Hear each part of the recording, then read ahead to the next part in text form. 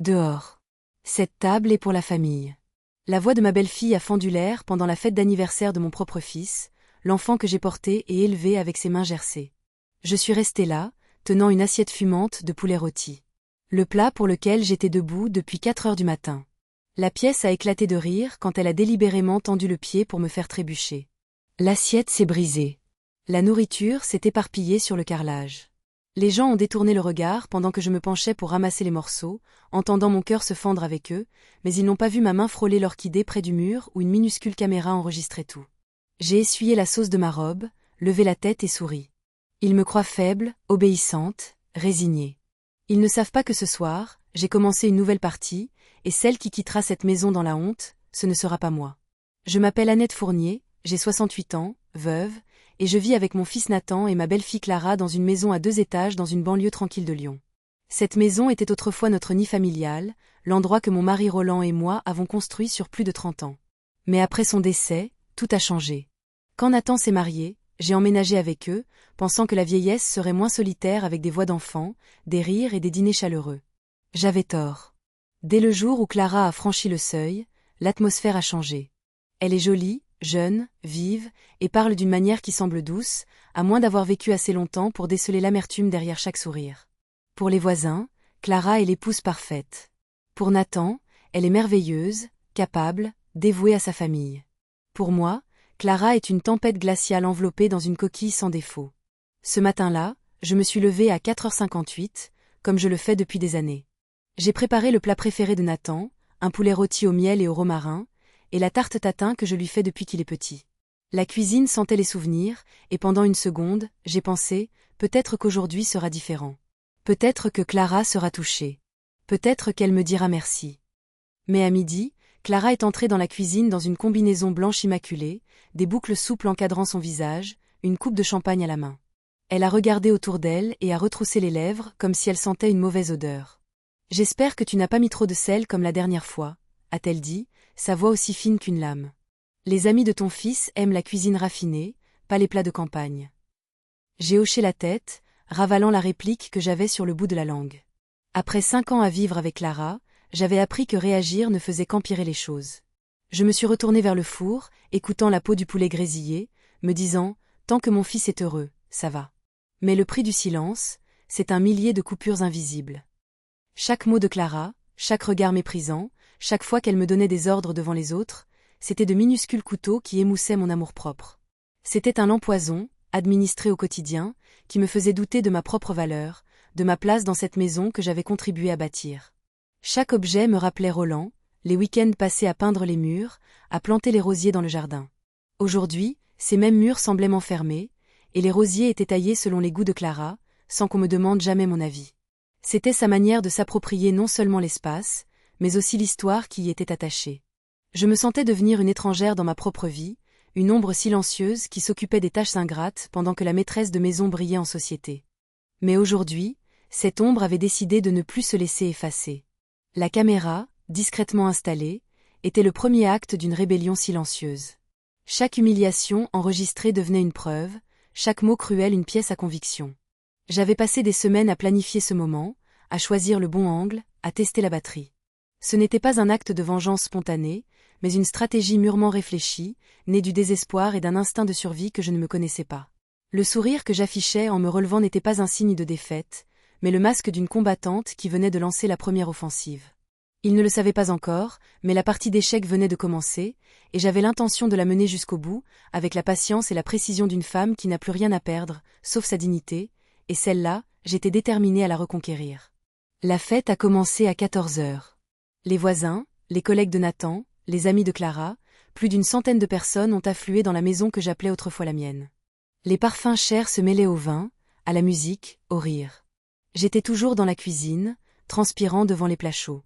Clara est entrée, souriante, une coupe de champagne à la main. « Maman, quand tu auras fini, assure-toi de bien nettoyer les sols. Je les ai fait cirer hier. » J'ai dégluti et dit doucement « D'accord, je sais. » Clara s'est retournée et a lancé d'une voix perçante « Nathan, ta mère nous prépare un festin. » Grâce à elle, je ne suis pas épuisée. Les invités ont éclaté de rire et ont applaudi. Ils ne savaient pas que c'était moi qui étais sur pied depuis l'aube, tandis que ma belle-fille n'avait pas levé le petit doigt. Quand tout le monde s'est assis, j'ai discrètement rangé un coin de la cuisine, pris une petite assiette pour moi et me suis dirigée vers une chaise vide au bout de la table. Avant que je puisse m'asseoir, Clara s'est levée, la voix glaciale. « Dehors. Cette table est pour la famille. » Ces mots ont tranché l'atmosphère de la pièce. Le silence est tombé. J'ai vu Nathan lever les yeux. Une hésitation a vacillé dans son regard, puis il a baissé les yeux. Il n'a rien dit. Personne n'a rien dit. Seul le léger jazz des haut-parleurs du plafond continuait de jouer. Je me suis levée et j'ai hoché la tête. D'accord. En marchant, Clara a tendu le pied. L'assiette de poulet s'est écrasée, la sauce éclaboussant toute ma robe. Quelques invités ont eu un hoquet de surprise. Certains ont détourné le regard. D'autres ont eu des rires gênés. Oh, mon Dieu, maman. Si maladroite, afin de s'inquiéter Clara. Je t'avais dit qu'il était plus sûr de manger dans la cuisine. Je me suis agenouillée pour ramasser les morceaux, mes mains tremblaient. C'est à ce moment-là que j'ai frôlé l'orchidée près du mur, l'endroit où j'avais installé la mini-caméra ce matin-là. La minuscule lumière rouge a clignoté, enregistrant discrètement toute la scène. Je savais que je faisais ce qu'il fallait. Fini de supporter pour mon fils. Je me suis relevée, j'ai essuyé la sauce de ma manche et je suis allée dans ma chambre. La petite chambre à l'étage, autrefois le bureau de Nathan, était maintenant mon seul refuge. Je me suis assise à mon petit bureau, le cœur battant à tout rompre. La honte me brûlait les joues, mais une froide détermination la remplaçait peu à peu. C'était la dernière fois. La dernière humiliation publique que j'accepterais. Chaque soir, j'écrivais dans un carnet en cuir marron, notant chaque parole de Clara, chaque acte de mépris. Pas pour pleurer dessus, mais pour construire un dossier, un mur de preuves brique par brique. J'ai ouvert un tiroir et j'ai sorti 2 enveloppes, une de couleur crème, une grise. L'enveloppe crème contenait 20 000 €, de l'argent que j'avais économisé pendant des années sur ma pension de retraite. C'était censé être un cadeau d'anniversaire de mariage pour Nathan et sa femme. J'avais cru qu'un gros cadeau pourrait inciter Clara à mieux me traiter. Maintenant, cela me paraissait simplement ridicule. L'enveloppe grise contenait une seule photo que j'avais prise quelques semaines plus tôt.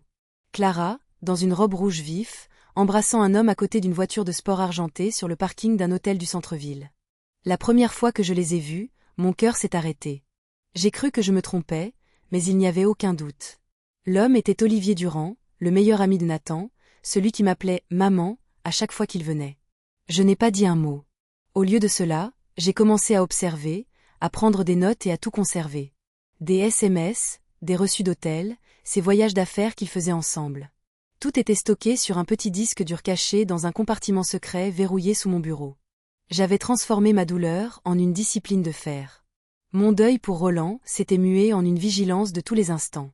Je savais que Nathan, aveuglé par l'amour ou peut-être par la peur de la solitude, ne verrait jamais la vérité par lui-même. C'était à moi de la lui présenter, non pas comme une accusation, mais comme un fait irréfutable. Ce soir, la caméra avait capturé plus qu'une simple humiliation. Elle avait capturé la cruauté délibérée, le mépris affiché devant témoins. C'était la pierre angulaire de mon dossier, la preuve visuelle qui anéantirait toute tentative de déni. Le soir, j'entendais des rires dans le salon. La voix de Clara se mêlait à celle d'un homme. Peut-être Olivier, peut-être quelqu'un d'autre. J'ai ouvert mon ordinateur portable et j'ai de nouveau visionné les images de la fête. Chaque insulte, chaque regard de dédain, clair comme le jour. J'ai lentement fait défiler la vidéo, découpé les séquences importantes et sauvegardé le fichier sous le nom « La fête ». Le moment où elle tend le pied, le son du verre qui se brise, le rire des invités, le silence de mon fils. Tout était là, un concentré de 5 années de souffrance en quelques secondes de vidéo. Lorsque l'enregistrement s'est terminé, j'ai ouvert le tiroir, j'ai pris la minuscule clé cachée dans l'ourlet de ma jupe et j'ai verrouillé le disque dur contenant l'épreuve. À côté, l'enveloppe crème reposait avec ses vieux plis, dépouillée de sa valeur, sauf comme rappel de ma naïveté. Cet argent, autrefois symbole d'un espoir de réconciliation, était devenu mon fonds de guerre. Il ne servirait pas à acheter l'affection, mais à payer les services de ceux qui m'aideraient à faire éclater la vérité. J'ai éteint la lumière et j'ai regardé par la fenêtre le jardin. Clara raccompagnait les derniers invités, souriant comme si la soirée avait prouvé que nous étions une famille heureuse. Je lui ai souri en retour, pour moi-même. J'ai entendu, alors que la fête se terminait, Clara dire à quelques amis, « Le mois prochain, quand Nathan aura sa promotion, j'organiserai un grand dîner. Je veux que tout le monde voie que nous sommes le couple parfait. » J'ai hoché la tête pour moi-même. « Très bien, Clara » ai-je murmuré. Ce dîner sera parfait, mais pas de la manière que tu imagines. J'ai fermé mon carnet. La lampe de bureau éclairait la photo de Clara et Olivier enlacés. La douce lumière jaune scintillait sur un coin de la photo, comme une promesse. Un jour, la vérité serait mise sur la table, et cette fois, c'est moi qui les inviterai à s'asseoir. Le printemps à Lyon sent toujours la terre humide et la pluie qui tape sur les gouttières. Mais dans cette maison, je ne ressentais plus cette paix. Depuis la mort de mon mari Roland, j'avais emménagé avec Nathan et Clara. Cela faisait 5 ans que j'étais arrivée avec 2 petites valises, croyant trouver un foyer tranquille pour mes vieux jours. Je pensais au moins avoir mon fils à qui parler, avec qui partager le dîner, me promener dans le jardin le soir. Mais la maison n'était pas un nid. C'était une scène de théâtre où je n'étais autorisée qu'en coulisses. J'avais vendu notre maison de campagne, celle où chaque recoin portait l'empreinte de notre vie avec Roland, pour leur donner l'apport nécessaire à l'achat de cette grande maison en banlieue. J'avais pensé que cet investissement financier et émotionnel me garantirait une place, une voie. Quelle erreur! J'étais devenue la gouvernante non rémunérée, la cuisinière silencieuse, le fantôme de la mère qui avait tout donné. Mon existence se résumait à une série de tâches ménagères, ponctuées par les ordres et les critiques de Clara. Le pire était le silence de Nathan. Il ne voyait rien, ou ne voulait rien voir. Son amour pour Clara l'avait rendu sourd à mes peines et aveugle à sa cruauté. Il était pris au piège, et moi avec lui. Mais ce soir, en regardant Clara jouer son rôle de parfaite hôtesse, j'ai compris que je ne pouvais plus attendre qu'il ouvre les yeux. C'était à moi de briser le miroir déformant dans lequel il se contemplait. Le dîner de sa promotion ne serait pas sa célébration, mais sa libération. Et la chute de Clara. J'allais orchestrer chaque détail avec la même minutie qu'elle mettait à me détruire. La table serait dressée, les invités choisis, mais le plat principal, ce serait la vérité, servie froide et implacable. Nathan est un homme bon, mais le travail l'éloigne. Il est ingénieur de projet dans une grande entreprise, il part avant 8 heures du matin et rentre après la tombée de la nuit. À ce moment-là, Clara lui racontait des histoires sur sa longue et épuisante journée, disant qu'elle travaillait dur pour entretenir la maison alors qu'en vérité, je faisais presque tout. Nathan écoutait, hochait la tête et souriait à sa femme. Il ne voyait pas comment Clara changeait de ton avec moi une fois la porte fermée. Il ne voyait pas l'acier dans ses yeux, ni la façon dont elle relevait le menton pour m'ordonner de débarrasser la table. Au début, j'ai laissé passer. Je me suis dit que c'était un fossé générationnel, que ma belle-fille était jeune et ne savait pas mieux. Mais les petites choses se sont accumulées. J'ai remarqué que Clara sortait tous les mardis et jeudis, toujours avec les mêmes excuses. Les courses, une rencontre avec une amie, le yoga. Au début, je ne m'en souciais pas. Puis un matin, je l'ai vue habillée beaucoup trop chic pour une séance de sport, robe en soie, talons hauts, sac de créateur, parfum capiteux. Une autre fois, juste après son départ, je suis allée arroser les plantes et j'ai trouvé un étrange mouchoir sur la table, gris foncé, brodé des initiales OD. J'ai immédiatement reconnu ce nom.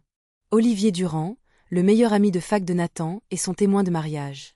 Olivier venait souvent, il était bavard et généreux en cadeaux.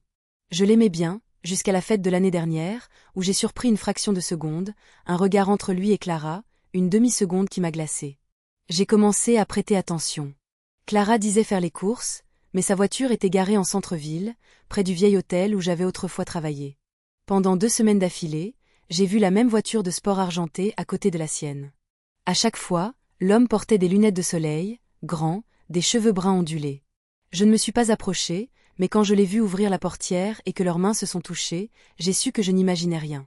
Ce soir-là, j'ai parlé à Nathan. Je ne lui ai pas tout dit, j'ai juste insinué. Nathan, est-ce que Clara fait ses courses loin ces temps-ci? On dirait qu'elle ne va plus au magasin du coin. Il a levé les yeux de son téléphone et a esquissé un petit sourire. Maman, je connais ma femme. Elle aime le magasin bio du centre-ville. Plus cher, mais de meilleure qualité. S'il te plaît, ne te fais pas de film. Je suis restée silencieuse. Pas Clara. 2 jours plus tard, elle savait. Déjà ce que j'avais dit. Je ne sais pas si Nathan le lui a répété ou si elle a lu ses messages. Mais ce matin-là, alors que je pliais les couvertures, Clara est entrée avec un venin mielleux. J'ai entendu dire que tu t'inquiétais un peu pour moi, maman. Ne t'en fais pas. Peut-être que tu es juste jalouse de l'attention. Après tout, cette maison est la mienne maintenant, n'est-ce pas? Elle a dit ça et a posé un nouveau trousseau de clés sur la table. J'ai regardé de plus près. La clé du cabanon de jardin manquait. À partir de ce jour, j'ai été officiellement exclue d'une partie de la maison où je vivais. Clara a changé la serrure du cabanon, prétextant la sécurité. Elle a suggéré à Nathan que je ne devrais pas garder la carte de fidélité Carrefour parce que maman oublie des choses. Et si elle la perdait? Je savais que Clara contrôlait les finances du ménage, les cartes bancaires, les factures, tout passait entre ses mains. Et pour aider maman, a-t-elle proposé, elle devrait juste utiliser de l'argent liquide. C'est plus facile à gérer. Nathan a accepté, pensant que sa femme prenait soin de moi. Le piège se refermait lentement, chaque barreau étant une attention feinte, chaque suggestion une privation de liberté. J'étais en train de devenir une enfant sous tutelle dans ma propre maison, une enfant qu'on isole pour mieux la contrôler. Ma pension de retraite, versée sur notre compte joint, était désormais entièrement gérée par elle. J'étais financièrement dépendante d'elle, recevant une petite somme d'argent de poche chaque semaine, juste assez pour mes petites dépenses, pas assez pour me sentir indépendante. Chaque demande de ma part pour une dépense imprévue était accueillie par un soupir et un regard condescendant, comme si je demandais la lune.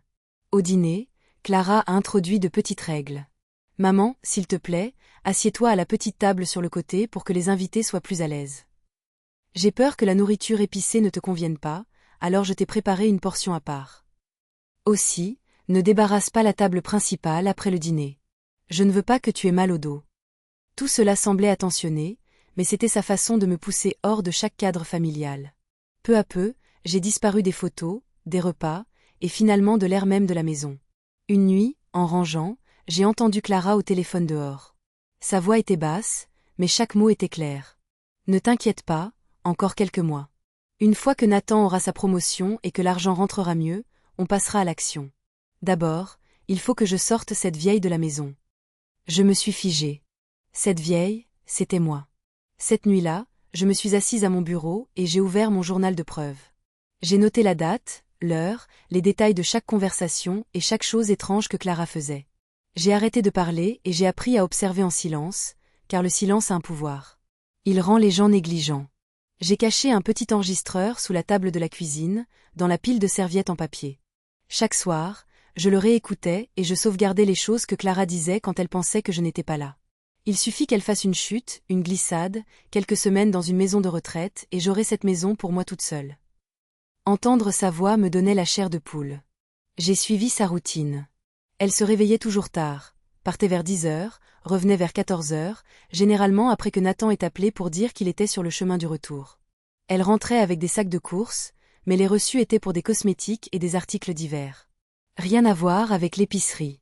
Un matin, une enveloppe de la banque est tombée de son sac à main. Je ne l'ai pas ouverte, j'ai juste vu les lettres en gras, virement international, île Caïmans.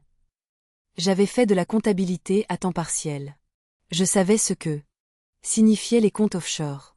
J'ai cessé de prétendre que je vivais avec une belle fille normale. Je vivais avec quelqu'un qui graissait chaque surface avec des mots et usait la confiance avec un sourire. Cette nuit-là, j'ai ouvert l'enveloppe crème contenant les 20 000 €, le cadeau que j'avais autrefois prévu pour eux. Je l'ai posé devant moi, je l'ai fixé longuement et j'ai murmuré, pas un cadeau d'anniversaire de mariage. Ce sera mon fonds d'autodéfense. J'ai déposé l'argent sur un compte séparé à mon nom de jeune fille, Annette Dubois. Je n'avais pas utilisé ce nom depuis 40 ans, mais il me semblait sûr. J'ai également créé un compte de stockage en ligne avec une adresse email distincte, sauvegardant tous les enregistrements, photos et journaux. Si quelque chose m'arrivait, rien ne disparaîtrait avec moi. Ce soir-là, il pleuvait. Je me suis assise près de la fenêtre, regardant les gouttes glisser sur la vitre, et je me suis demandé si je disparaissais, est-ce qu'il le remarquerait? La réponse flottait dans la pièce froide et silencieuse. Je la connaissais, et ça faisait mal. Non, il ne le remarquerait pas. Puis j'ai souri. S'il ne pouvait pas me voir pendant que j'étais ici, il me verrait clairement lorsque les secrets éclateraient au grand jour. La prise de conscience de leur plan m'a donné une force inattendue. La peur s'est transformée en une froide colère, puis en une stratégie méthodique. Je n'étais plus une victime passive. J'étais une observatrice, une archiviste de leurs méfaits. Chaque jour, je jouais mon rôle de vieille femme docile et un peu sénile, tout en rassemblant méticuleusement les preuves qui les détruiraient. Mon esprit, que Clara s'efforçait de dépeindre comme défaillant, était plus vif que jamais, aiguisé par l'injustice et la nécessité de protéger mon fils, même contre lui-même. Un petit matin de mai, en rangeant le salon, j'ai trouvé le téléphone de Clara posé sur le canapé. L'écran s'est allumé avec l'aperçu d'un SMS. Je ne suis pas du genre à fouiner, mais la phrase a été comme une gifle. Bébé, le distributeur automatique obéissant vient d'envoyer 9 cents de plus. Il est si facile. Expéditeur, Olivier Durand. Je me suis figée, agrippant le chiffon. Un frisson a parcouru mon échine. Ce n'était pas juste une liaison. Ils exploitaient mon fils. J'ai pris une photo de l'écran avec mon propre téléphone, j'ai remis le sien exactement à sa place et je me suis éloignée, le cœur battant comme si j'avais volé un secret au diable lui-même. Cette nuit-là, je me suis connectée au compte bancaire de Nathan, celui auquel j'avais encore accès depuis l'époque où je l'aidais avec ses factures. J'ai fait défiler les virements récents et j'ai senti mon estomac se nouer. De petites sommes, 500 €, 800 €, 1000 €, 2 fois par mois, vers un compte nommé OD Entreprise. Nathan n'en avait aucune idée. Les libellés indiquaient « réparation maison » ou « frais de consultation ». J'ai passé la nuit à examiner ligne par ligne, puis j'ai tout noté dans mon carnet marron. Chaque chiffre ressemblait à une goutte de sang, petite mais s'accumulant pour former quelque chose de grand. Une semaine plus tard, j'ai commencé à assembler les pièces du puzzle. Depuis 2 ans, chaque fois que Nathan se rendait à Paris pour le travail, Clara avait un « voyage d'affaires » dans la même ville. Même jour, mêmes heures, même hôtel. J'ai cherché dans de vieux emails. Clara m'avait fait imprimer de nombreuses confirmations de réservation à son nom, toutes correspondant à l'emploi du temps d'Olivier. Pas une coïncidence. Impossible. Plus je cherchais, plus son scénario devenait clair. Elle était prudente avec chaque détail. Même me dépeindre comme difficile ou envahissante faisait partie du plan. Chaque fois que quelqu'un me mentionnait, Clara disait gentiment « Elle est si seule. Elle peut être un peu contrôlante. » Ou « Elle devient oublieuse avec l'âge, la pauvre. » Et ainsi, de mère, je suis devenue un fardeau. Aux yeux des voisins, j'étais juste une vieille femme difficile. J'ai ajouté une autre page à mon journal de preuves. 14 mai, interdite de la table principale. Clara a dit que je dérangeais les invités. Nathan silencieux. 18 mai. Serrure du cabanon changée. Excuse, maman égare les choses. 22 mai, a dit devant les voisins, cette vieille parle trop.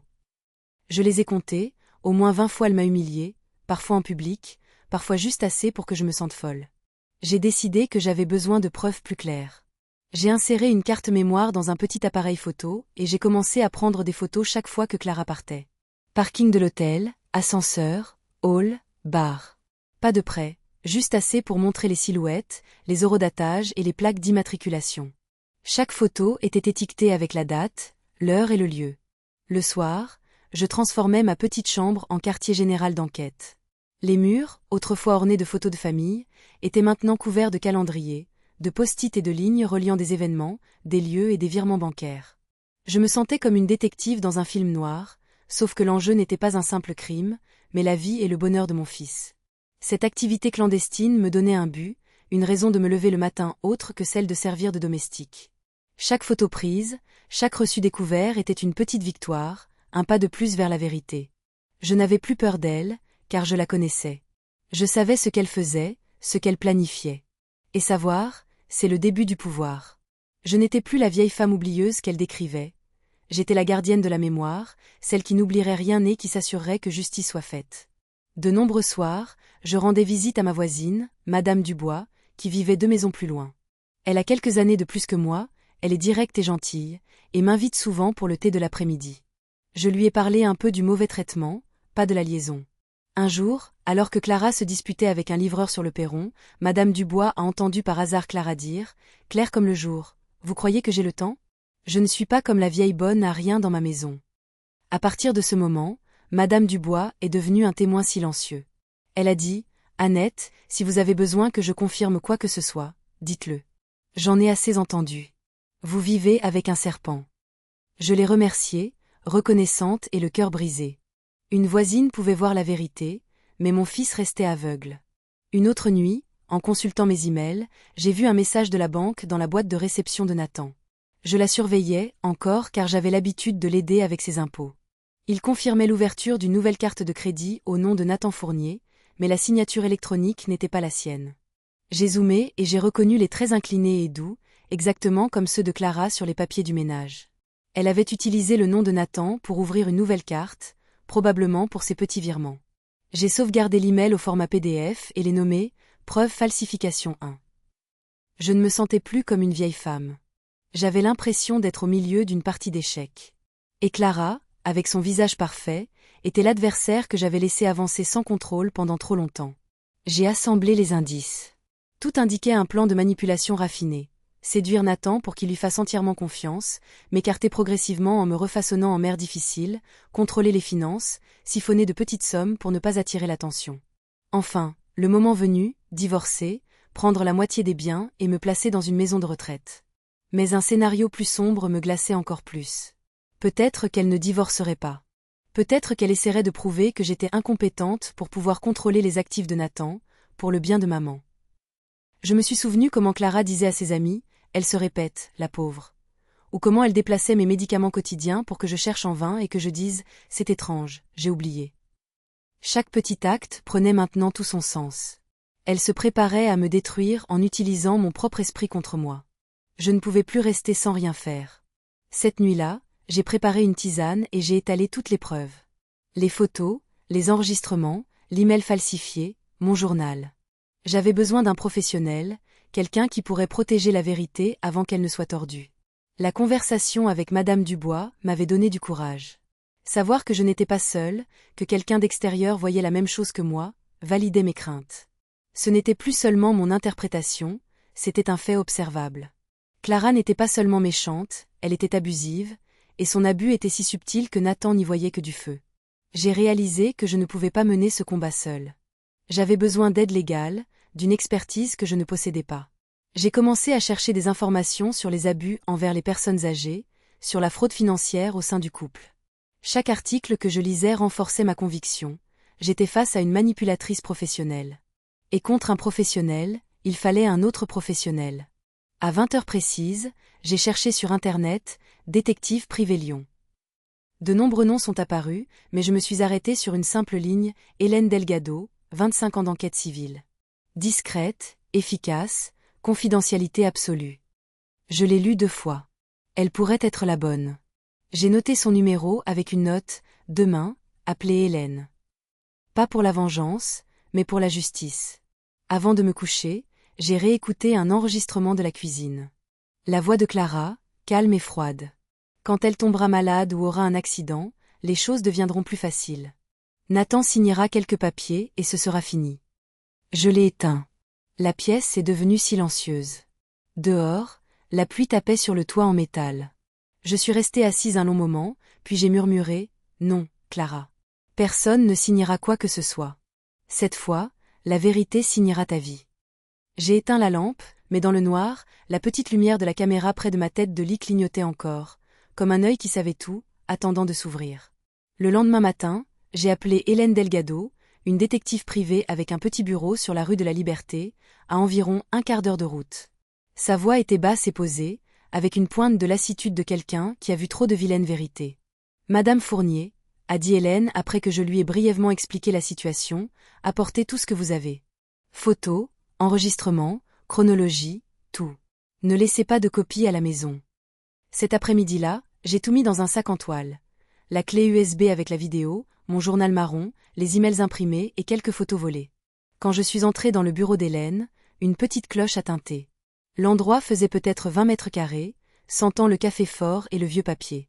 Des certificats étaient accrochés au mur, ainsi qu'une photo d'une femme plus jeune, Hélène, à ses débuts, peut-être.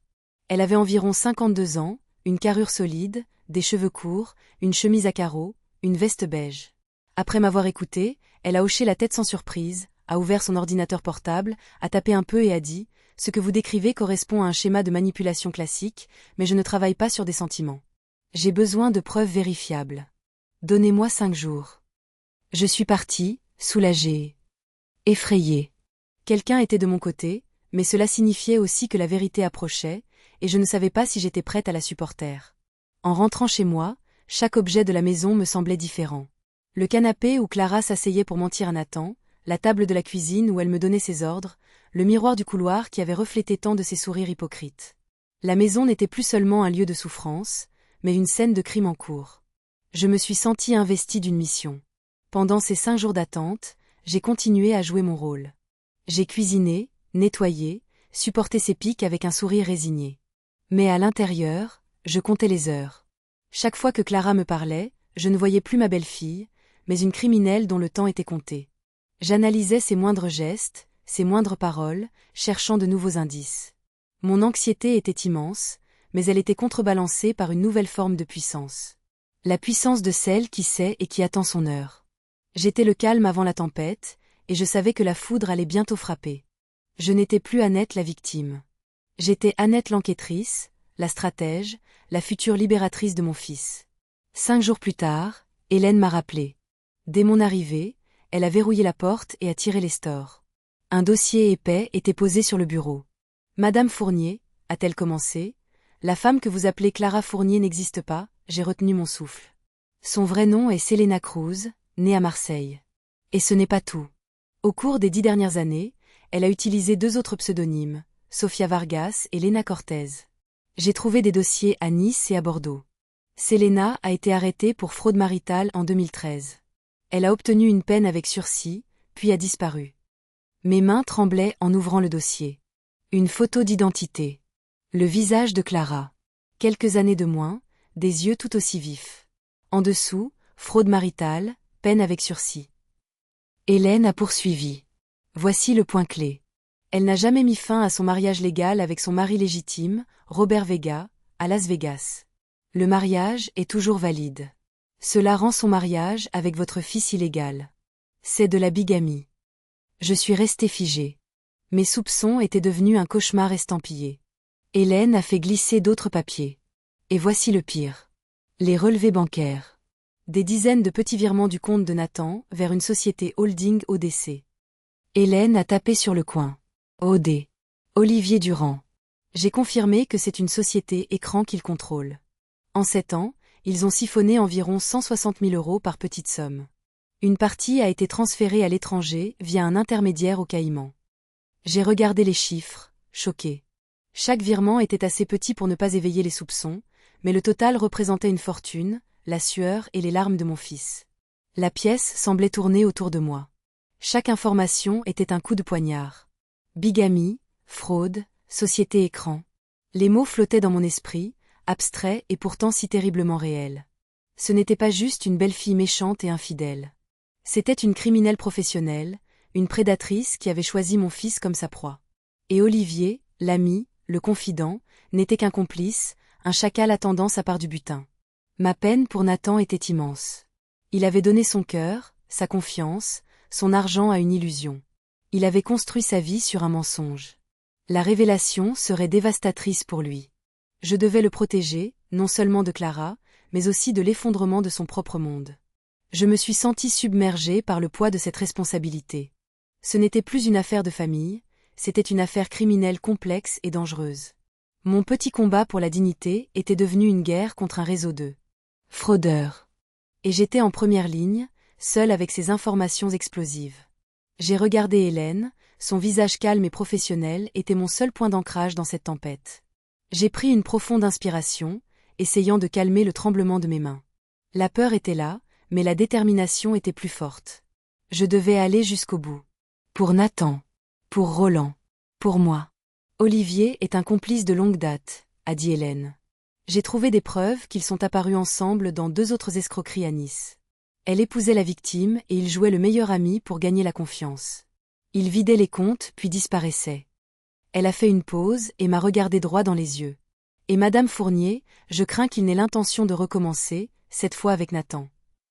J'ai serré les mains, mes ongles s'enfonçant dans mes paumes sans que je sente la douleur. Hélène a sorti une autre photo, une prise de vue d'un vieux journal jauni avec un gros titre, « Jeune enseignante disparaît après avoir découvert qu'elle a été escroquée ». En dessous, il y avait le nom d'Alisa Mendes, 26 ans, disparue à Toulouse en 2014. Hélène a dit, la police n'a jamais retrouvé de corps, mais Alisa avait été victime d'un couple d'escrocs. La femme utilisait le nom de Lena Cortez et l'homme était Olivier Graham. Le moment, les descriptions et les lieux correspondent tous à Selena et Olivier. J'ai eu la gorge nouée. Pensez-vous qu'ils ont été impliqués dans sa mort? Hélène a soupiré doucement. Je ne conclurai pas cela, mais voici ce que je sais. Cette femme fera n'importe quoi pour couvrir ses traces. L'air dans la pièce est devenu lourd. Dehors, la pluie battait contre la fenêtre, comme un cœur qui s'emballe. Hélène a parlé lentement, en appuyant chaque mot. Madame Fournier, à partir de maintenant, vous devez être extrêmement prudente. Quand une escroc professionnelle se sent acculée, elle peut devenir dangereuse. Vous ne devez pas révéler que vous savez. J'ai hoché la tête, bien que mon cœur battait si fort qu'il semblait sur le point de s'arrêter. Hélène a continué. Je vais vous aider à préparer un dossier juridique. Tout sera certifié et sauvegardé en toute sécurité. Mais pour l'instant, ne dites rien à votre fils. Vous avez besoin qu'il croie que tout est normal. Laissez-moi en rassembler davantage, puis nous passerons à l'action. Je suis restée assise en silence. Une partie de moi voulait crier, courir à la maison et dire à Nathan que sa femme était une fraudeuse, mais je savais qu'Hélène avait raison. Si Clara sentait le moindre soupçon, elle effacerait toutes les traces et disparaîtrait peut-être avec l'argent, ou pire. J'ai demandé, que dois-je faire maintenant? Hélène a posé sa main chaude et ferme sur la mienne. Vivez comme d'habitude, mais observez plus attentivement. Si vous le pouvez, informez-moi de leur prochain plan. Un événement, une fête, toute occasion où ils se rassembleront. Nous avons besoin du moment parfait pour exposer la vérité.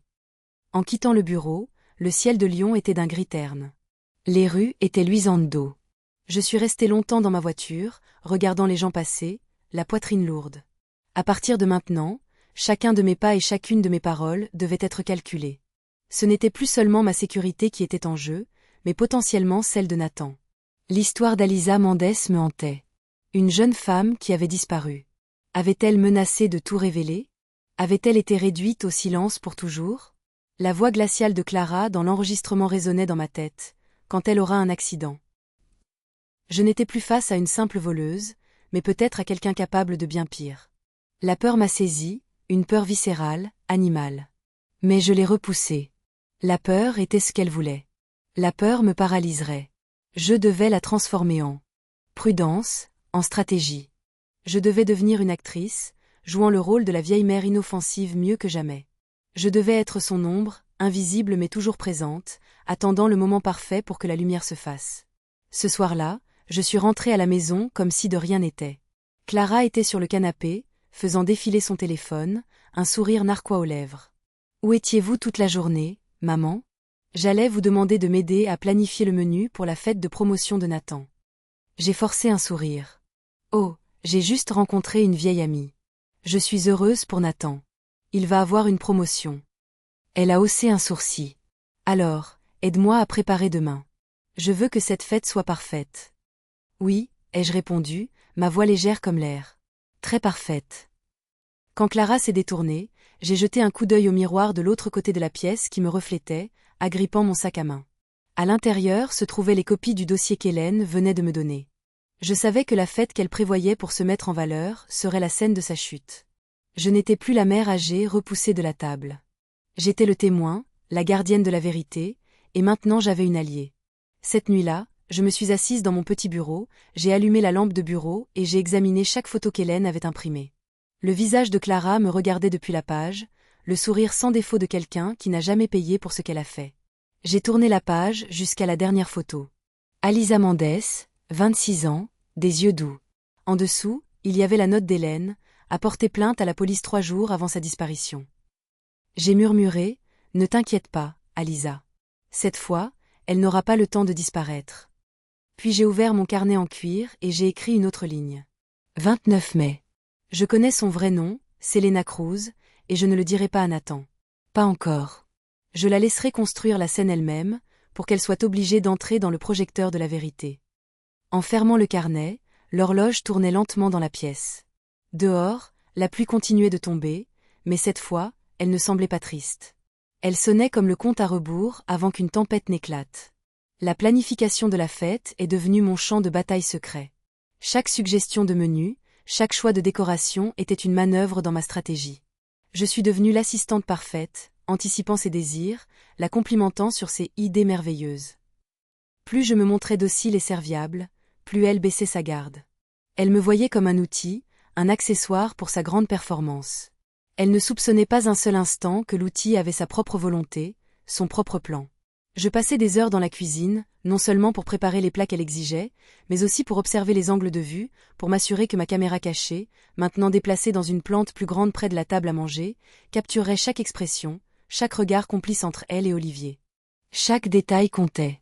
Le placement des chaises, l'éclairage, même la playlist de jazz que je savais qu'elle choisirait. Tout devait contribuer à l'atmosphère parfaite pour le drame qui allait se jouer. Je n'étais plus seulement une cuisinière, j'étais une metteuse en scène. Et le clou du spectacle serait sa propre destruction, servie sur un plateau d'argent. Une semaine après ma dernière rencontre avec Hélène, Clara a commencé à parler du grand événement de la famille, une fête pour honorer Nathan pour sa promotion au poste de directeur régional. Elle m'a parlé d'un ton mielleux. Je veux que tout le monde voie à quel point mon mari a réussi. Un dîner chic, en petit comité, juste une douzaine de personnes, toutes importantes. Tu m'aideras, n'est-ce pas, maman? J'ai souri et gardé ma voix stable. Bien sûr, je ferai tout ce dont tu as besoin.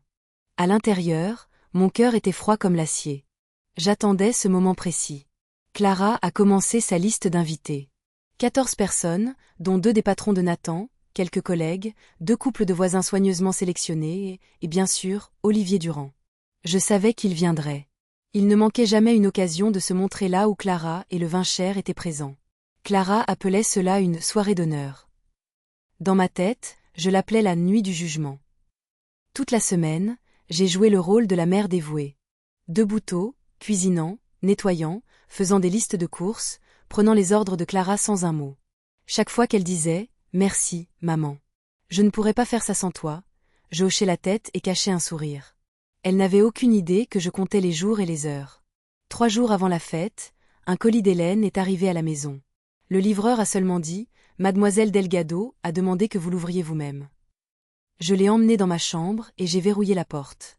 À l'intérieur, il y avait une enveloppe épaisse avec des copies de toute l'enquête, le certificat de mariage de Selena Cruz et Robert Vega, des relevés bancaires et des photos prises le jour même.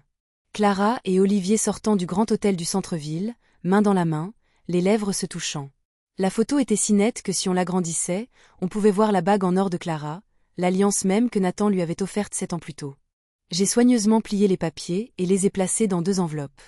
La première, argentée, étiquetée « Félicitations », était le cadeau que je remettrais à Clara devant tout le monde. À l'intérieur, pas d'argent, seulement la vérité. La seconde, marron, scellée et marquée « Urgence », je la réservais pour la police au cas où la soirée dégénérerait.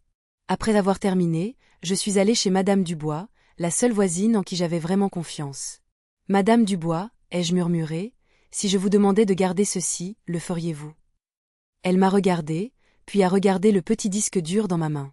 Des preuves. J'ai hoché la tête. Elle n'a rien demandé d'autre. Elle a juste pris une boîte à biscuits vide, y a placé le disque dur et l'a mis dans un placard de cuisine. Ne vous inquiétez pas, à notre âge, personne ne soupçonne que la vieille dame qui fait des biscuits cache des secrets. J'ai ri, le premier vrai rire que j'avais eu depuis des semaines. Cet acte de confiance de la part de Madame Dubois m'a profondément touchée. Dans un monde où j'avais été trahie par ma propre famille, la solidarité d'une voisine était un baume sur mes blessures. Cela m'a rappelé qu'il y avait encore des gens bons et fiables, et cela a renforcé ma détermination. Je ne me battais pas seulement pour moi ou pour Nathan, mais pour une forme de justice fondamentale, pour l'idée que la décence et l'honnêteté devaient prévaloir.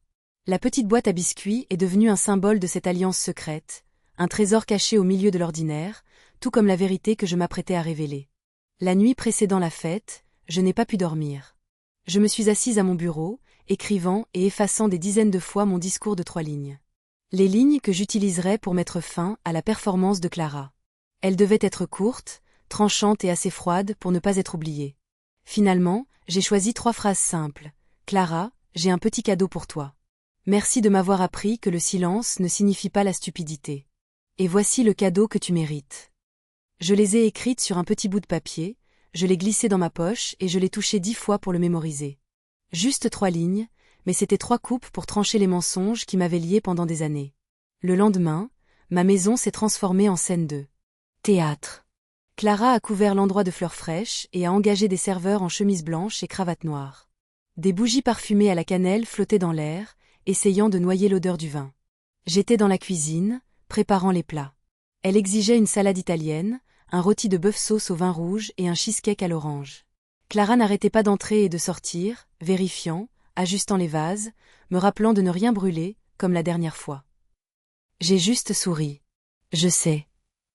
Elle n'a jamais remarqué que chaque fois que je me détournais, j'ajustais l'angle de la mini-caméra sur l'étagère à vaisselle pour capturer toute la table et le grand miroir de l'autre côté de la pièce. Ce miroir reflétait toute la tablée, y compris le siège où je serais assise.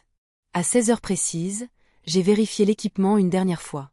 Batterie de la caméra pleine. Disque dur de sauvegarde chez Madame Dubois, synchronisation automatique confirmée. J'ai aussi dit à l'un des serveurs engagés, un jeune homme nommé Ryan, que si je tapais 3 fois de suite sur mon verre, il devait couper la musique et allumer tous les plafonniers. Il a eu l'air surpris, mais quand il a vu mes yeux, il a simplement hoché la tête. Oui, madame. À 18h, les invités ont commencé à arriver. Clara est apparue dans une robe de satin bleu canard, entièrement maquillée, prête à monter sur scène pour recevoir un prix. Elle se déplaçait parmi les invités avec un sourire éclatant, me présentant sur un ton mi-plaisantin. Voici ma belle-mère, la chef de ce soir. Si quelque chose n'est pas bon, c'est de sa faute. Des rires ont éclaté. J'ai baissé la tête et j'ai souri légèrement, ne disant rien. Personne n'a vu mes mains serrer l'enveloppe dans ma poche. Puis Olivier est entré.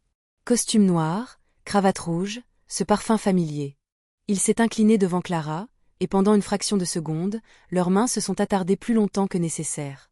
J'ai surpris leurs regards se croiser dans le miroir. Ils ont rapidement détourné les yeux, mais j'ai classé ce regard dans mon cœur, une ligne de plus sur leur liste interminable de torts. La tension en moi était à son comble. Chaque sourire, chaque conversation polie des invités me semblait surréaliste. Je vivais dans 2 réalités à la fois, celle de la fête élégante et celle du piège que j'étais en train de refermer. Mon cœur battait la chamade, mais mon visage restait impassible. J'avais répété ce moment dans ma tête des centaines de fois. Je connaissais mon texte, mes gestes. J'étais prête. Je n'avais ni haine ni joie, juste une immense sensation de justice imminente.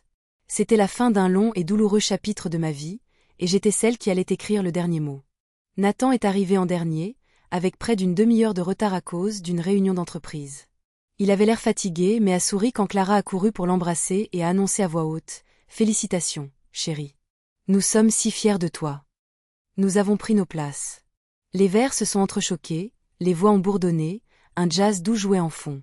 J'étais assise face au grand miroir, voyant chaque visage, chaque regard en coin, chaque sourire. C'était une performance, et j'étais la seule spectatrice à connaître la fin. Quand le repas était presque terminé, Clara s'est levée et a levé son verre de vin. D'abord, merci à tous de célébrer avec nous, et surtout merci à maman Annette d'avoir rendu cette fête parfaite. Sa voix coulait, douce et sucrée, si fausse qu'elle me donnait la chair de poule. Mais ce soir, ce n'est pas seulement pour Nathan. C'est pour nous tous, pour la famille. Applaudissements polis. J'ai tapé 3 fois sur mon verre. La musique s'est arrêtée. Les lumières se sont allumées. L'atmosphère a changé. Je me suis levée lentement, ma voix étonnamment stable. Clara, j'ai un petit cadeau pour toi. Les têtes se sont tournées. J'ai vu Olivier se raidir, ses mains glissant de sa cuisse, prête à réagir. Pour te féliciter pour cette soirée d'honneur. J'ai posé l'enveloppe argentée sur la table devant elle. Clara a souri, un peu mal à l'aise. Oh, maman, tu n'aurais pas dû. Ouvre-la, ai-je dit, d'un ton égal et doux, presque un murmure. Elle a sorti la pile de papier. Pendant un instant, le visage de Clara s'est figé. La première photo lui a glissé des doigts, celle d'elle et d'Olivier enlacés devant le grand hôtel. Ensuite est venue la copie d'un certificat de mariage entre Selena Cruz et Robert Vega.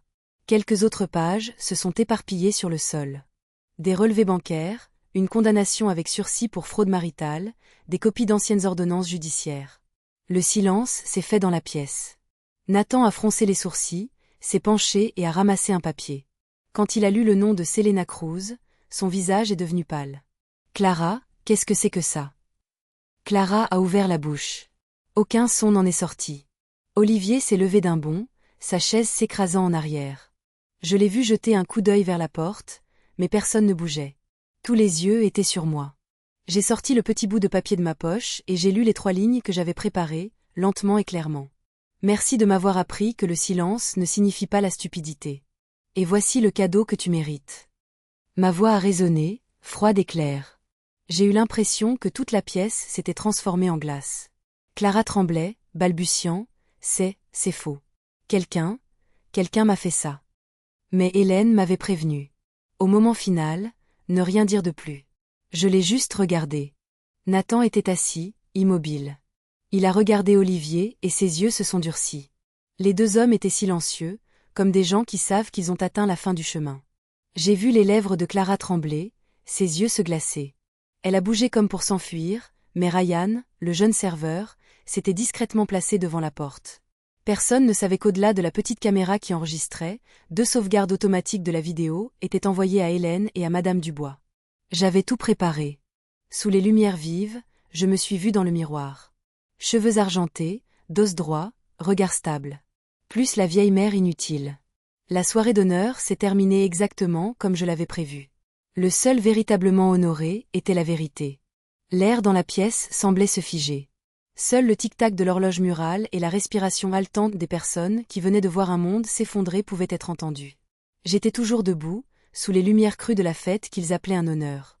Mais à ce moment-là, personne ne parlait de gloire. Seulement de la vérité, nue, froide et indéniable. Clara tenait toujours les papiers, tremblante. Une feuille lui a glissé de la main, effleurant le carrelage poli et s'arrêtant à mes pieds. La photo d'elle et d'Olivier s'embrassant devant le grand hôtel cet après-midi même. Le coucher de soleil sur la photo baignait leur visage d'or, et j'avais l'impression de regarder la culpabilité en personne. C'est fabriqué, la voix de Clara s'est brisée, mais personne ne la croyait. Je me suis penchée, j'ai posé la feuille proprement sur la table, parmi les verres de vin et les salades à moitié mangées. Non, Clara, ai-je dit, lentement et posément. La photo a été prise cet après-midi, à l'heure même où tu disais à Nathan que tu étais chez le coiffeur. La pièce a retenu son souffle. Nathan a regardé Clara, ses yeux s'assombrissant. Cet après-midi, tu m'as dit que tu serais au salon jusqu'à 20h. Clara a reculé, sa bouche s'ouvrant et se fermant, cherchant un moyen de tourner la situation. Avant qu'elle ne le puisse, j'ai posé le document suivant, le certificat de mariage de Selena Cruz et Robert Vega, tamponné au Nevada, toujours valide. Ceci, ai-je dit, en croisant son regard, est ton vrai mariage. Tu ne l'as jamais dissous. Donc, quand tu as épousé Nathan, tu as commis la bigamie. Aux yeux de la loi, tu n'es pas l'épouse légale de mon fils. Un murmure s'est élevé de la table des invités. Madame Martin, notre voisine, a couvert sa bouche. Un autre invité, un collègue de Nathan, a secoué la tête et a expiré bruyamment. Olivier se tenait raide, le visage blême, la sueur perlant sur son front. J'ai pris le 3e dossier, les casiers judiciaires du Nevada. Selena Cruz, ai-je lu, arrêtée en 2013 pour fraude maritale. Peine de 2 ans avec sursis, puis disparue. La même femme, avec son complice Olivier Durand, précédemment enquêté pour avoir escroqué des victimes. Elle a changé de nom, d'état, puis de mari. Clara frissonnait, sa voix craquant. Non, impossible. Tu as inventé tout ça pour nous séparer. J'ai souri, sans aucun sentiment de triomphe, seulement une fatigue profonde. Si je l'ai inventé, pourquoi ces photos, ces documents et ces déclarations portent-ils tous ton vrai nom? Pourquoi la même signature, Selena Cruz, apparaît-elle encore et encore? Et pourquoi, en 7 ans, 160 000 € ont-ils disparu du compte joint de Nathan? J'ai ouvert le dernier jeu de pages et je les ai fait glisser vers l'avant. Petit mais régulier. 500 ce mois-ci, 1000 le suivant. Un flux de virements vers une société écran appelée ODC Holdings, détenue par qui? Olivier Durand. Chaque mot que je prononçais était comme une pierre que je posais sur la balance de la justice. Je voyais la panique grandir dans les yeux de Clara, la compréhension et l'horreur sur le visage de Nathan. Les invités étaient devenus des jurés silencieux d'un procès improvisé. Le silence dans la pièce était assourdissant, rompu seulement par le bruit des papiers que je déplaçais sur la table. C'était un moment de pure clarté, terrible et libérateur. Toutes les petites humiliations, tous les mensonges subtils, toutes les années de douleur se condensaient en cette confrontation. Je n'avais plus peur d'elle. J'étais la maîtresse du jeu, et elle n'avait plus aucune carte à jouer. Olivier a violemment repoussé sa chaise et a lancé « Ça suffit. Vous ne pouvez pas me calomnier. » Nathan s'est tourné, la voix rauque. Alors explique, Olivier. Pourquoi ta société a-t-elle reçu mon argent pendant 7 ans? La bouche d'Olivier s'est ouverte, mais aucun mot n'a suivi. Dans ses yeux, j'ai vu ce qu'Hélène avait décrit. Quand un menteur est acculé, son regard cherche toujours une sortie. Clara a cherché de l'aide du regard, mais personne ne s'est rangé de son côté. Elle s'est effondrée à genoux, les doigts agrippant le bord de la table, les lèvres tremblantes. J'ai entendu le léger craquement du verre. Son verre de vin s'était fêlé. Le vin rouge s'écoulait sur la nappe, comme une tache qui s'étend. J'ai pris une longue inspiration et j'ai parlé clairement. Tu te souviens de l'enveloppe que j'avais dit que je te donnerais, Clara? Celle que j'allais remplir avec 20 000 € pour te remercier de prendre soin de moi. Ce soir, j'ai changé d'avis. Je te donne la vérité, et cela vaut plus que tout ce que je possède. Clara a levé les yeux, plein de larmes. Tu m'as détruite. Doucement, j'ai répondu, non, tu t'es détruite toi-même. Nathan n'a rien dit. Il est resté là, fixant les papiers éparpillés sur le sol, la lumière ayant quitté ses yeux. 8 ans de mariage réduits en poussière en quelques minutes. J'ai voulu aller vers lui, mais je savais qu'il avait besoin d'espace pour affronter la douleur. Quelques invités ont commencé à partir en silence. Pas d'au revoir. Ils se sont éclipsés, la tête basse, comme si l'air lui-même pouvait les souiller. Olivier a été le premier à détaler. Il a attrapé son manteau, a évité le regard de Nathan et a disparu comme un voleur. Clara est restée là, se tenant la tête, murmurant « Non, non ». Nathan a regardé, puis a dit calmement « Personne ne touche à ma mère ». Sa voix était basse et définitive. J'ai levé les yeux et j'ai croisé le regard de mon fils, un regard de douleur et d'éveil. Aussi courte soit-elle, cette phrase était la première véritable protection qu'il m'offrait après des années de silence. Mon cœur s'est serré. Tant de blessures et d'endurance semblaient lavées par cette seule phrase. Quand Clara a finalement titubé vers la porte, Nathan ne l'a pas arrêtée. Il ne l'a même pas regardée. Il a juste expiré et s'est tourné vers moi. J'ai besoin de tout savoir, maman. J'ai hoché la tête et j'ai pris une petite clé USB et un papier listant 3 étapes juridiques préliminaires qu'Hélène avait préparées. J'ai placé les deux dans la main de Nathan et j'ai dit lentement « Étape 1, envoie ce dossier à l'avocate maître Valérie Leclerc. Elle est spécialisée en bigamie et en fraude financière. Étape 2, gèle tous les comptes joints et déplace les actifs à ton nom pour empêcher les transferts. Étape 3, contacte l'enquêtrice Hélène Delgado. Elle est prête à témoigner si nécessaire. » Nathan les a pris, sa main tremblait. « Tu as tout préparé. » J'ai esquissé un sourire fatigué. On ne devrait laisser personne réécrire sa vie, mon fils. Parfois, le silence, c'est juste attendre le bon moment pour parler. Clara se tenait à la porte, les yeux vides. Quand elle m'a regardé, ses lèvres ont bougé. Peut-être des excuses, peut-être une malédiction. Je ne m'en souciais plus. Quand la porte a cliqué derrière elle, la maison est tombée dans le silence. L'horloge tournait. La respiration de Nathan était lourde. J'ai lentement détaché mon tablier, je l'ai plié soigneusement et je l'ai posé sur la table. Personne n'a parlé. Nous n'en avions pas besoin. La vérité avait parlé pour nous.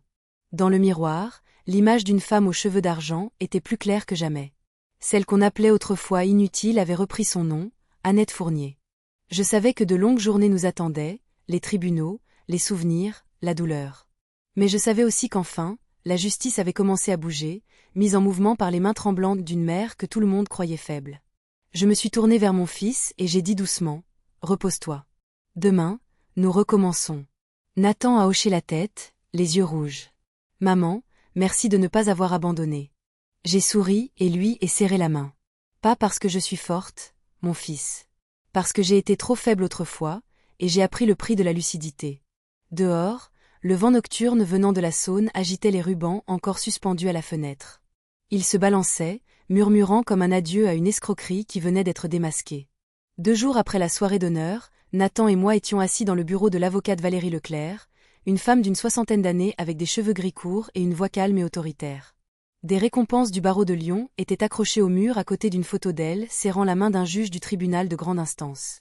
Elle a lu tout ce que j'avais apporté, les impressions, les photos, les relevés, la clé USB, puis a levé les yeux et a enlevé ses lunettes. « Madame Fournier, a-t-elle dit, c'est le cas de bigamie et de fraude financière le mieux documenté que j'ai vu en 10 ans. Nous n'allons pas seulement faire annuler le mariage. Nous allons exiger une restitution complète. » Nathan était assis à côté de moi, les doigts entrelacés. Je pouvais voir ses mains trembler, mais la confusion avait disparu de ses yeux. Seule la résolution restait. Valérie a poursuivi. Je vais déposer la demande d'annulation aujourd'hui.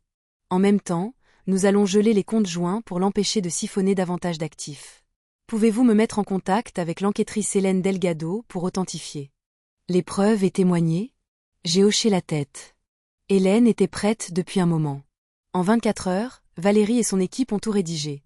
Une requête en annulation d'un mariage illégal, une demande de dommages et intérêts financiers, et une demande d'ordonnance de protection temporaire pour moi au cas où Clara réagirait violemment. Mais je savais que Clara ne resterait pas les bras croisés. Elle n'avait jamais perdu sans riposter. Et bien sûr, 3 jours plus tard, alors que j'arrosais le jardin, un huissier a frappé et m'a remis une assignation. Clara, ou plutôt Selena Cruz, avait déposé une plainte m'accusant de fabrication de preuves, de harcèlement et d'atteinte à la vie privée. Elle demandait également une ordonnance de ne pas contacter, demandant au tribunal de me forcer à quitter la maison de Nathan pendant que les choses étaient clarifiées. J'ai lu chaque ligne calmement, sans colère, presque amusée. Une menteuse professionnelle voulait maintenant utiliser la loi pour protéger son honneur. Nathan a claqué le papier sur la table. Maman, je ne laisserai pas faire ça. J'appelle Valérie. Quand Valérie a appris la nouvelle, elle a laissé échapper un souffle court. C'était prévisible. Ne vous inquiétez pas. Chaque preuve que nous avons est vérifiée par des métadonnées, des horodatages, des coordonnées GPS et des déclarations de témoins assermentés. Elle peut mentir, mais les données ne mentent pas. Ce jour-là, 2 policiers sont venus à la maison pour vérifier les preuves. Ils ont examiné ma mini-caméra et ont fait correspondre les données originales sur le disque dur qu'Hélène avait sauvegardé. L'un d'eux, un lieutenant aux cheveux grisonnants, m'a regardé avec respect. Vous vous êtes mieux préparé que beaucoup de gens qui ont travaillé dans les enquêtes. J'ai esquissé un petit sourire. Quand une mère voit son enfant se faire escroquer, elle apprend vite. Ils ont également recueilli la déposition de Madame Dubois, qui avait entendu Clara m'insulter et a confirmé que j'avais déplacé le disque dur de sauvegarde chez elle la veille de la fête. Tout s'alignait parfaitement. Les heures, les lieux, les mots, même l'éclairage de la vidéo. La contre-attaque de Clara, bien que stressante, était une bénédiction déguisée. Elle a permis de présenter officiellement nos preuves aux autorités, non pas comme une simple affaire de famille, mais comme une enquête criminelle potentielle. Chaque mensonge qu'elle proférait dans sa plainte était une occasion pour nous de présenter une vérité vérifiable. C'était comme si elle creusait sa propre tombe avec chaque document juridique qu'elle déposait. Nathan, initialement furieux, a commencé à comprendre la stratégie de Maître Leclerc. Il est passé de la panique à une sorte de calme déterminé. Il a participé activement à la collecte des documents supplémentaires demandés par l'avocate, passant des heures au téléphone avec la banque, retrouvant de vieilles factures. Pour la première fois depuis des années, il prenait le contrôle de sa propre vie, non plus en déléguant aveuglément, mais en examinant chaque détail. Ce processus juridique douloureux était aussi un processus de guérison pour lui, un moyen de reprendre le pouvoir qu'il avait si longtemps cédé. 3 jours plus tard, la plainte de Clara a été rejetée. Le juge a écrit « Preuve insuffisante pour conclure à la fabrication ou au harcèlement ». Les documents fournis par Madame Fournier correspondent aux données originales de sources officielles. Je savais que Clara avait vu cette notification car plus tard le même après-midi, son avocat a demandé à se retirer du dossier. La raison était brève, cliente non coopérative et ayant déformé des informations personnelles. Quand Valérie a appris la nouvelle, elle a juste soulevé un coin de la bouche. Parfois, la justice n'a pas besoin de crier. Elle a juste besoin de patience. Pendant que le tribunal traitait l'annulation, une autre figure a refait surface. Olivier Durand. Il s'est présenté au bureau de Nathan dans l'après-midi avec ce même vieux sourire et cette voix mielleuse. Nathan, nous étions amis autrefois. Je n'avais aucune idée que les choses étaient si compliquées. Je veux juste m'excuser et si possible, faire la paix. Nathan l'a regardé avec un regard que je n'avais jamais vu chez mon fils auparavant. Froid, vif et adulte. Faire la paix, a-t-il dit lentement. Tu as dîné avec ma femme dans des hôtels et tu l'as aidé à retirer de l'argent de mon compte pendant 7 ans.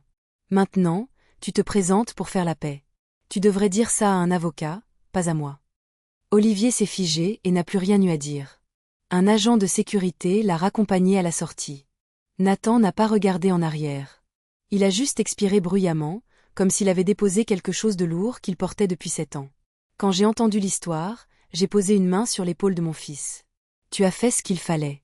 Le pardon est une bonne chose, mais certaines personnes ne méritent pas de revenir dans ta vie. À peu près au même moment, Hélène Delgado a continué d'enquêter de son côté. Un soir, elle m'a appelé. Annette, j'ai envoyé le dossier d'Alisa Mendes, l'enseignante disparue en 2014, à la police de Toulouse. J'ai également inclus d'anciennes données de localisation montrant que Selena et Olivier se trouvaient dans la même région à ce moment-là. Ils ne peuvent encore rien conclure, mais ils ont rouvert l'affaire. Je suis restée silencieuse quelques secondes. Hélène, pensez-vous qu'ils ont quelque chose à voir avec sa mort? La voix d'Hélène a baissé. Je ne peux pas le dire, mais s'ils l'ont fait, la justice les trouvera. Quant à vous, Annette, vous avez fait votre part. J'ai remercié Hélène. En moi est monté un sentiment étrange. Pas de la joie, pas du soulagement, mais une sorte de calme amer. Après tout, Nathan et moi nous sommes mis d'accord sur une règle, la sécurité d'abord. Nous avons changé toutes les serrures, installé un système de caméras de sécurité extérieure et mis des applications d'alerte sur nos téléphones. La police nous a conseillé la prudence car Selena avait l'habitude d'utiliser des pseudonymes et pourrait revenir pour nous intimider. J'ai réaménagé le salon, jeté tout ce que Clara avait choisi, vase en verre, art mural, tapis blanc, et les ai remplacés par des choses simples et familières. La maison a recommencé à respirer, plus légère, plus chaleureuse. Suivant les conseils de Valérie, Nathan a également consulté un thérapeute. Les séances l'ont aidé à voir comment, pendant des années, Clara l'avait systématiquement manipulé, le coupant de ses amis, contrôlant l'argent et lui instillant de la culpabilité chaque fois qu'il passait du temps avec sa mère. Je pensais que c'était de l'amour, a-t-il dit un après-midi pluvieux. Mais c'était un ensemble de chaînes. J'ai serré sa main et répondu doucement, « Ce qui compte, c'est que tu les as enlevés, et que tu ne laisseras plus personne te les remettre. » La maison, autrefois un lieu de tension et de performance, est redevenue un foyer. Nous avons commencé à y créer de nouveaux souvenirs, simples mais authentiques. Des soirées passées à regarder de vieux films, des après-midi à jardiner ensemble, des petits déjeuners pris sans hâte sur la terrasse. Chaque moment de paix était une victoire. Nathan a recommencé à sourire, un vrai sourire qui atteignait ses yeux. J'ai retrouvé le fils que je croyais avoir perdu, non pas le garçon insouciant d'autrefois, mais un homme plus sage, plus fort, marqué par l'épreuve mais pas brisé. Nous ne parlions que rarement de Clara, non pas pour l'oublier, mais parce qu'elle ne méritait plus de prendre de la place dans nos vies. Notre silence à son sujet n'était pas un déni, mais une façon de la reléguer à un passé révolu, une leçon apprise à la dure. Ces jours-là, j'ai enfin dormi toute la nuit. Après des mois d'insomnie. Chaque matin, je faisais du café, j'ouvrais la fenêtre pour laisser entrer la lumière et j'écoutais le bruissement des feuilles d'érable. Plus de pas précipités, plus d'ordre. Juste moi et mon fils, vivant à nouveau comme des gens normaux. Je tenais toujours un journal, mais maintenant les lignes ne tremblaient plus de peur. Au lieu de cela, on pouvait y lire « La justice n'est pas magique. C'est le résultat de la patience et de la vérité. » Finalement, j'ai déplacé le disque dur avec toutes les preuves dans un coffre-fort à la banque locale. Le directeur m'a demandé quel mot de passe je voulais. J'ai souri. Écrivez « Vérité ». En signant le registre, un sentiment m'a envahi, comme si je venais de déposer un morceau du passé et de le sceller, pour qu'il ne puisse plus régir l'avenir. En quittant la banque, j'ai levé les yeux vers le ciel du début de l'automne à Lyon, des nuages lents, un soleil doux. À ce moment-là, j'ai su que j'avais franchi une ligne. De la mère repoussée de la table du dîner à la femme assez forte pour amener son fils à la lumière. Et le chemin vers la liberté n'est pas terminé. Mais cette fois, je continuerai sans crainte. Environ 3 semaines après que le tribunal ait accordé l'annulation provisoire, le bureau de Valérie Leclerc m'a appelé. Sa voix au téléphone était posée, presque calme. « Madame Fournier, je pense que vous devriez venir. Olivier Durand vient de déposer une demande de coopération. Il veut négocier pour obtenir la clémence. » Je me suis arrêtée net. Olivier, l'homme qui souriait narquoisement à notre table ce soir-là, se retournait contre Clara. Quand je suis arrivée, Valérie avait une épaisse pile de dossiers étalés. Les bords étaient courbés par le poids. Elle a tourné page après page, la voix égale. Il a fourni toute la chaîne de SMS avec Selena Cruz, Clara, de 2016 à aujourd'hui. Des plans pour partager l'argent, des instructions de transfert, et les noms des courtiers qui ont fabriqué de faux documents, y compris des licences de mariage et des certificats de naissance utilisés pour ouvrir des comptes bancaires. Il a même envoyé des photos d'eux dans le bureau d'un courtier à Nice. J'ai regardé les photos. Lumière du désert, soleil dur. Sur celle-ci, Clara portait une robe noire et de grandes lunettes de soleil. Olivier signait des papiers avec un demi-sourire en coin. Chaque détail semblait être un autre couteau, gravant la vérité plus profondément. Valérie a tapoté légèrement la pile. Ce témoignage, a-t-elle dit, est le couvercle du cercueil pour l'affaire civile. Avec ça, le tribunal n'aura pas besoin de longs arguments. Nous avons un cerveau clair et une piste financière nette. Maintenant, nous attendons juste l'ordonnance du juge. J'ai hoché la tête, ressentant à la fois du soulagement et une pointe de douleur. Rarement la justice a un goût si métallique, froid, amer et rugueux dans la gorge. Valérie a ajouté, en retour, la responsabilité d'Olivier sera réduite. Il fera face à des accusations en tant que complice dans la phase initiale, pas à la totalité de la sanction financière. Pour être franche, il se sauve lui-même. J'ai regardé par la fenêtre. La bruine de Lyon tapotait contre la vitre, comme le lent métronome de la vérité, tardif mais sûr. La trahison d'Olivier ne m'a pas surprise. Les rats quittent le navire quand il commence à couler. Il n'y avait aucune loyauté entre eux, seulement une complicité basée sur la cupidité. Leur alliance s'est effondrée dès que la pression est devenue trop forte. C'était une fin prévisible pour une histoire construite sur le mensonge. Ce qui me frappait le plus, c'était l'ampleur de leur organisation. Les faux documents, les courtiers, les transferts internationaux. Ce n'était pas de l'improvisation. C'était un système bien rodé, perfectionné au fil des victimes. En voyant les preuves, j'ai réalisé à quel point Nathan et moi avions été proches du désastre. Sans mon intervention, ils auraient tout pris et seraient partis, nous laissant avec les ruines. Un frisson m'a parcouru l'échine. J'avais agi juste à temps. 2 jours plus tard, la nouvelle est parvenue à Clara et elle a, comme si elle s'enflammait, explosé. Vendredi soir, je pliais du linge quand un crissement de pneus s'est fait entendre devant la maison. Quelques instants plus tard, des coups violents à la porte. Nathan l'a atteinte avant moi. Quand il a ouvert, Clara a fait irruption comme une bourrasque, les cheveux en désordre, le visage rouge, les yeux humides. « Vous m'avez ruiné. Vous et ce lâche !» a-t-elle crié, jetant un trousseau de clés sur la table et brisant un de mes cadres photos. Nathan est resté calme. « Clara, tu violes l'ordonnance de ne pas contacter.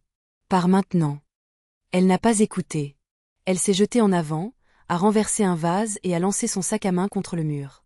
Je me tenais derrière mon fils et j'ai gardé ma voix égale. « Clara, la police est en route. Si tu as le moindre amour-propre, sors et attends. » Elle a seulement crié plus fort. « Tu crois que tu as gagné ?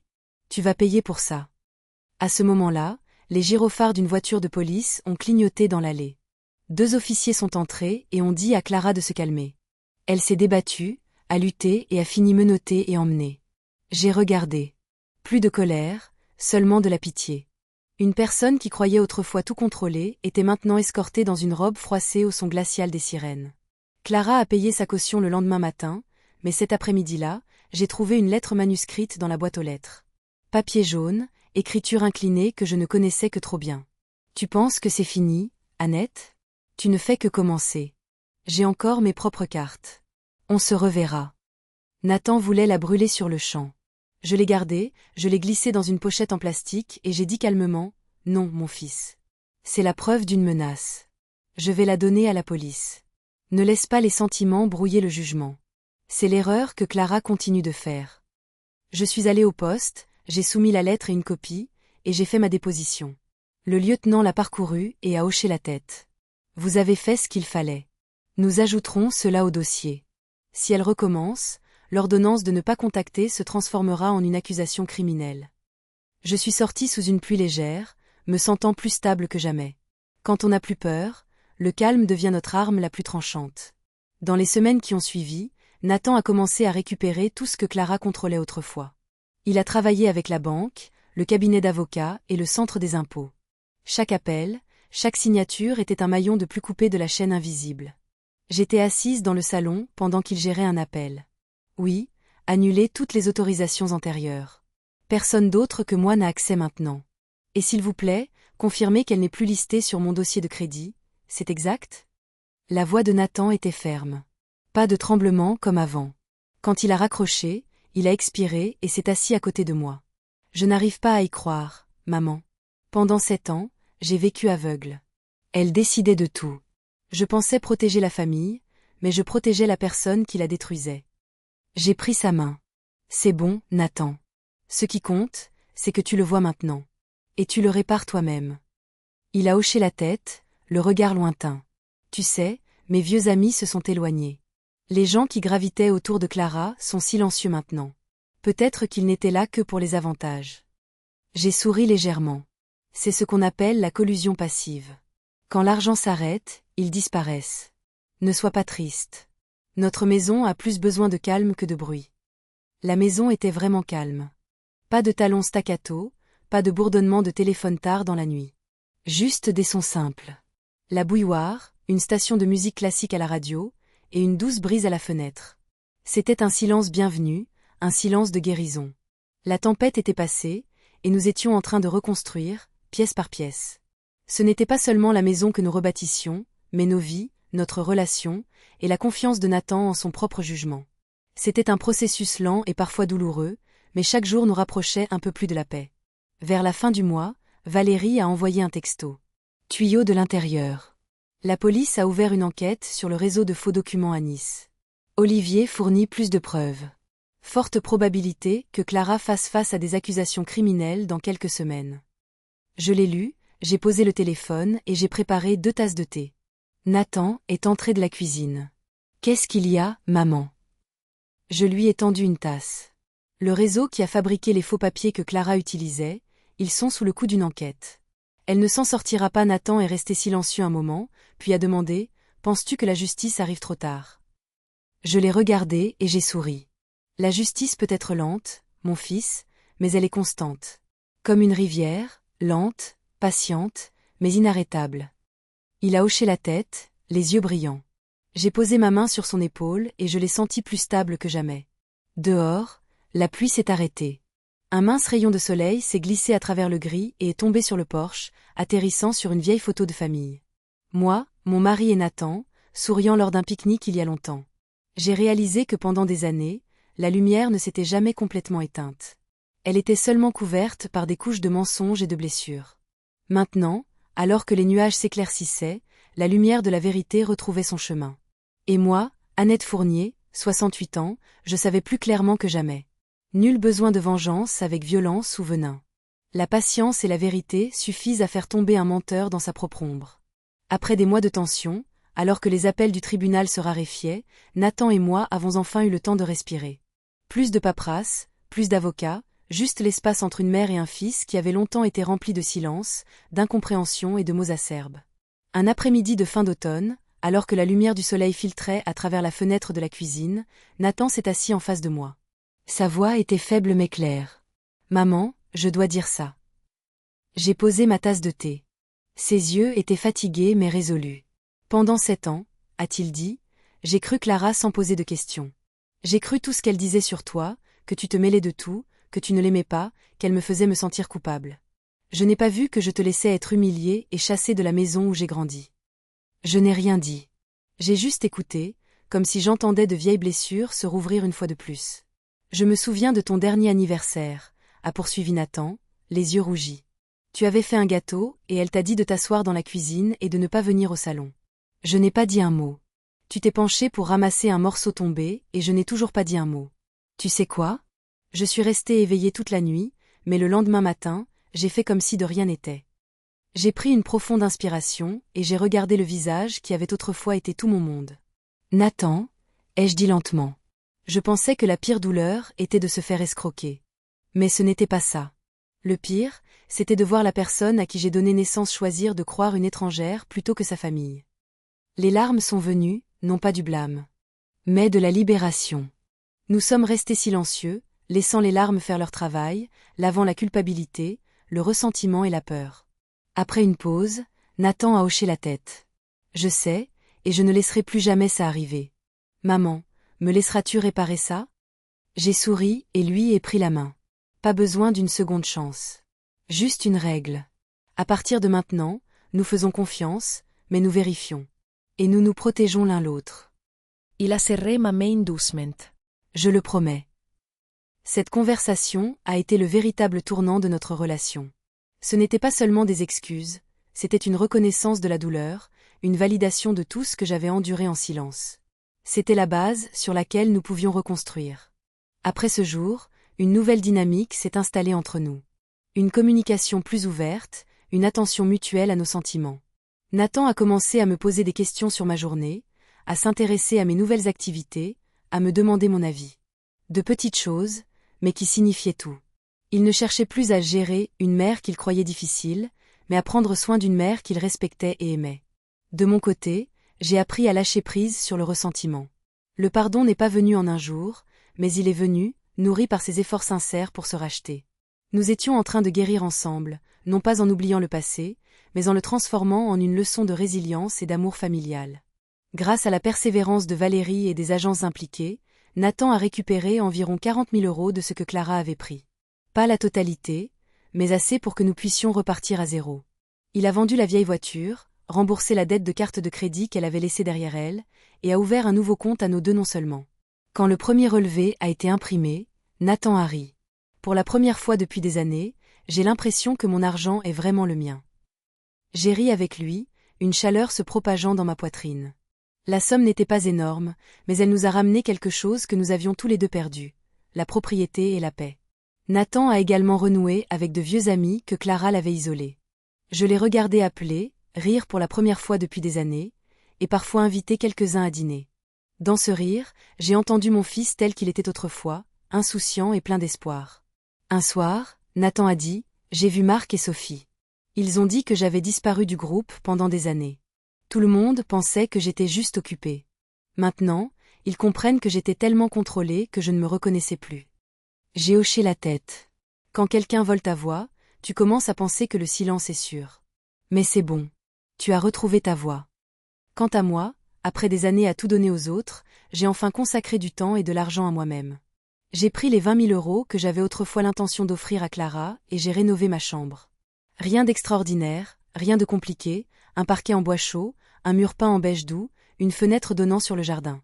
J'ai accroché quelques-unes de mes propres peintures, lavande, prairie de Provence, et une d'une main de mère tenant celle de son fils.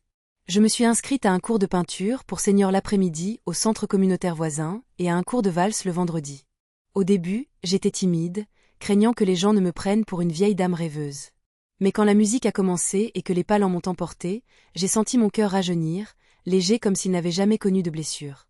La jeune instructrice, Émilie, a souri. « Vous avez une belle prestance, comme si vous étiez une actrice. » J'ai répondu doucement, « Non, je suis juste quelqu'un qui a oublié comment se tenir droite et qui réapprend. » Notre maison a changé aussi. J'ai enlevé les pièces Tapax en graveleuil que Clara avait choisies, brillantes mais froides, et j'ai ramené la vieille table en bois, quelques chaises avec de petites éraflures et des rideaux en lin uni que j'avais cousus moi-même. Le salon a cessé d'être une salle d'exposition et est devenu un endroit pour respirer, s'asseoir, boire du thé, écouter de la musique et parler. C'était petit mais chaleureux. J'ai commencé un album photo intitulé « Jour tranquille ». J'y ai placé des photos de nous deux au fil du temps. Nathan repeignant la clôture, moi arrangeant des fleurs, nous mangeant sur le porche, ou simplement son sourire en lisant. Chaque page était une preuve de guérison, des petites choses qui comptent le plus. Sous chaque photo, j'écrivais une courte légende comme « Premier matin où nous n'avions pas peur d'une clé tournant dans la serrure ». Le jour où Nathan a fait du café et a demandé « Moins de sucre ou plus de lait, maman ?» Le jour où je suis entrée au cours de danse, sans regarder le sol. Je ne suis plus jeune, mais ce n'est pas grave. Pour la première fois, je vis pour la joie, pas pour l'obligation. Chaque nouvelle activité, chaque nouvelle amitié, était un pas de plus loin de la femme que j'avais été, celle qui vivait dans l'ombre et la peur. Je redécouvrais des parties de moi-même que j'avais mises de côté pendant des décennies. L'artiste, la danseuse, l'amie. Je n'étais plus seulement une mère ou une veuve. J'étais Annette, une femme avec ses propres passions et ses propres rêves. C'était une renaissance, non pas un retour à ma jeunesse, mais une floraison tardive, d'autant plus précieuse qu'elle avait été longtemps retardée. Un soir de début d'hiver, alors que la Saône envoyait un frisson à travers la ville, Nathan et moi avons mis la table. Simple poulet rôti, vin rouge, quelques petites bougies. Personne n'avait besoin de permission. Personne n'avait à se taire. Nathan a tiré ma chaise et a souri. Pour la première fois depuis des années, je veux manger avec toi sans me sentir anxieux. J'ai hoché la tête, regardant autour de moi une cuisine qui avait autrefois contenu tant de pression et qui était maintenant un lieu pour recommencer. Lorsque nous avons levé nos verres, j'ai dit, la voix un peu tremblante mais sûre, « Enfin, la maison est de nouveau un foyer. Plus de performance, plus de peur. Juste des gens vrais et de l'amour vrai. » Nous avons trinqué. Le vin chatoyait. La lumière des bougies adoucissait le visage de mon fils. Plus usé, mais vivant. J'ai pris une photo. Dans le cadre, 2 personnes assises côte à côte. À l'intérieur, une lumière chaude baignant la table en bois. Je l'ai collée sur la dernière page de « Jour tranquille » et j'ai écrit « 24 décembre, premier dîner sans esquiver ». Après tant d'années, nous sommes enfin à la même table. Et je comprends maintenant. Parfois, la justice n'est pas dans un verdict, mais dans le moment où l'on peut vivre pour de vrai. Je ferme l'album et j'écoute mon cœur, lent et régulier.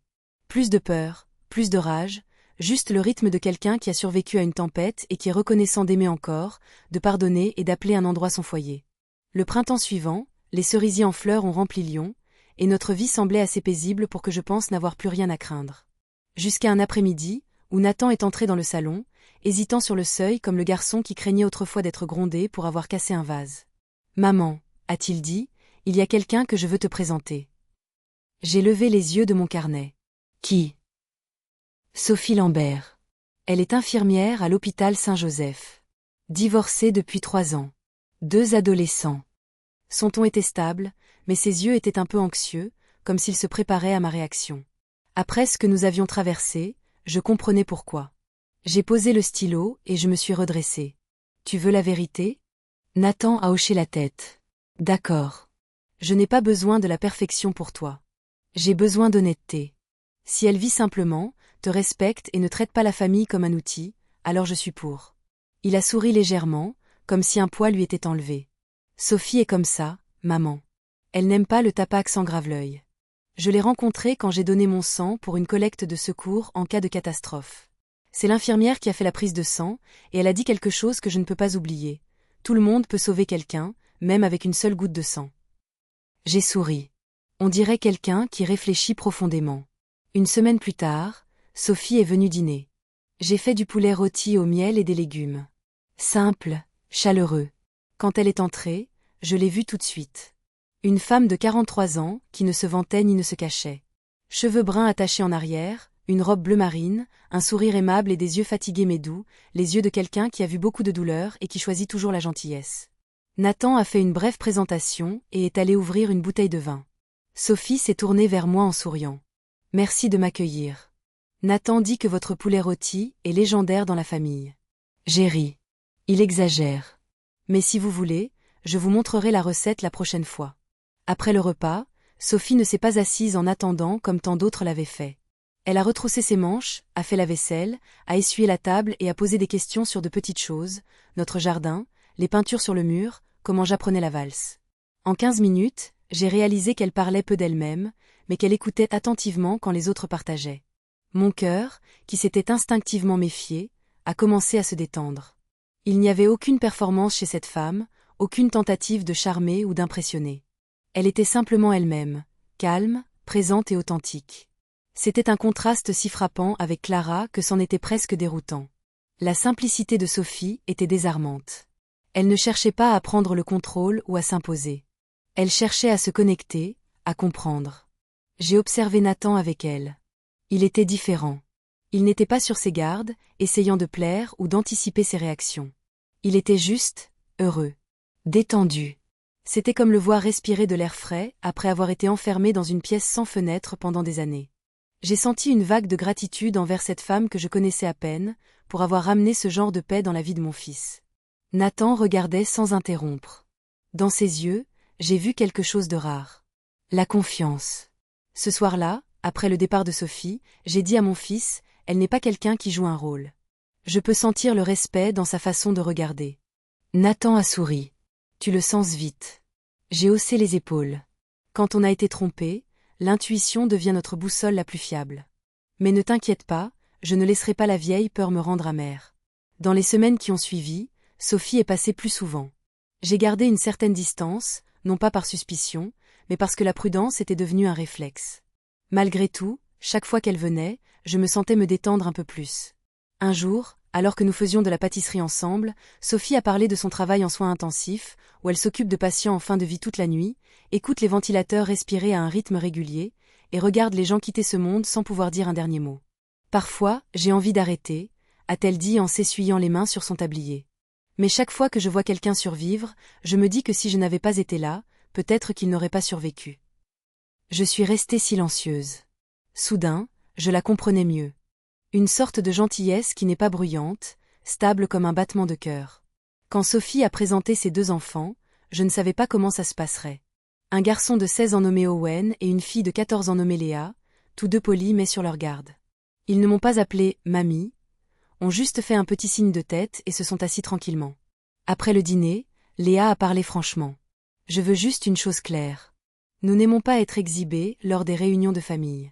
Nous avons des emplois du temps scolaire et parfois nous voulons juste rester tranquilles. Je l'ai regardé et j'ai souri. Je comprends. Tout le monde a besoin de son propre espace. Notre maison a aussi une règle. Personne n'est forcé de partager ce qu'il n'est pas prêt à partager. Léa a hoché la tête et Owen a ajouté doucement, « J'aime les gens qui sont directs. » Merci. J'ai ri. Alors on s'entendra bien. Le lendemain, Nathan a suggéré que nous fassions un calendrier partagé pour le réfrigérateur. Bleu pour les horaires scolaires des enfants, jaune pour le travail de Sophie, rouge pour mes plans, et vert pour ceux de Nathan. En bas, j'ai écrit « Le respect n'est pas ce que vous dites. C'est savoir quand s'arrêter ».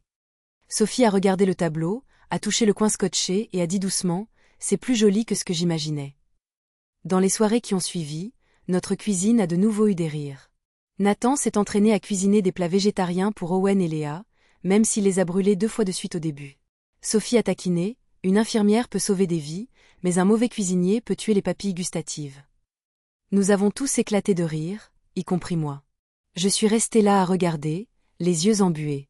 Ça faisait si longtemps que je n'avais pas entendu le cliquetis des baguettes, les voix se chevauchant. De vrais rires dans cette maison. Plus de marche sur la pointe des pieds. Plus Dieu vigilant. Juste de vraies personnes, maladroites mais sincères.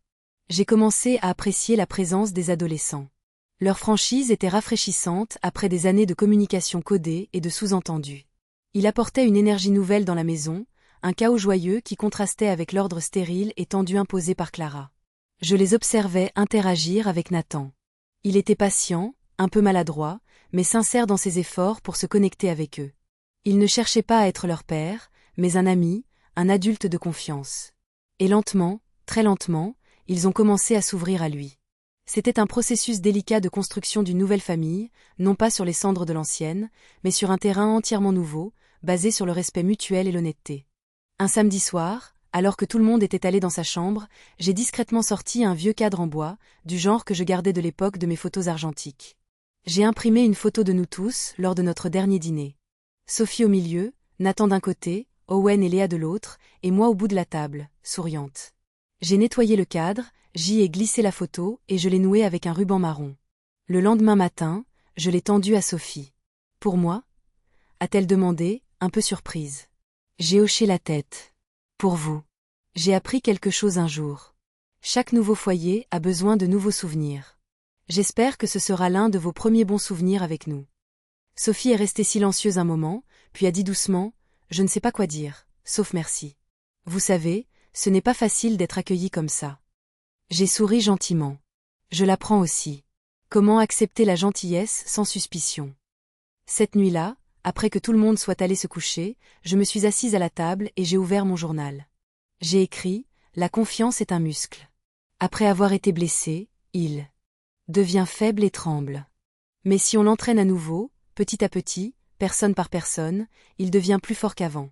Aujourd'hui, j'ai choisi de faire confiance à quelqu'un de nouveau, non pas parce que j'ai oublié le passé, mais parce que je suis assez courageuse pour ne pas craindre l'avenir. » J'ai posé le stylo et j'ai regardé autour de la maison, pleine de l'odeur de la nourriture et du murmure du vent nocturne contre le cadre de la fenêtre. Dehors, le lampadaire brillait à travers les rideaux et se reflétait sur la nouvelle photo accrochée au mur où une famille souriait. J'ai expiré et j'ai senti une chaleur dans ma poitrine. C'est peut-être à ça que ressemble la vraie justice. Pas la vengeance, mais la capacité de se relever, d'aimer à nouveau, de faire confiance à nouveau, même avec un cœur qui a été brisé. Un lundi matin tranquille, alors que je préparais du café dans la cuisine, un court reportage à la télévision m'a figé. La voix du présentateur était égale, mais chaque mot piquait un air dans ma mémoire. Dernière minute en provenance de Floride. Une femme dont le vrai nom est Selena Cruz, 42 ans, a été arrêtée pour fraude financière contre un homme âgé. Selon les archives, la victime est un enquêteur de police à la retraite qui a détecté une usurpation d'identité et a alerté les autorités. L'accusé est actuellement en détention, en attente d'extradition vers le Nevada et l'Oregon pour faire face à des accusations antérieures. Je suis restée immobile, la cuillère à la main. Un instant plus tard, Nathan est entré, a regardé l'écran, puis s'est tourné vers moi. « C'est elle » a-t-il dit calmement. J'ai juste hoché la tête. Pas de tremblement, pas de jubilation, pas de colère, seulement une profonde immobilité, comme lorsque la dernière tempête passe enfin et qu'il ne reste qu'un vent doux. Dans le reportage, ils ont montré des images de Selena escortée, le visage hagard, les yeux qui débordaient autrefois de fierté, maintenant vides. Selon les détails, elle utilisait le pseudonyme de Clara Jensen, escroquant un veuf de 78 ans à Sarasota, en Floride.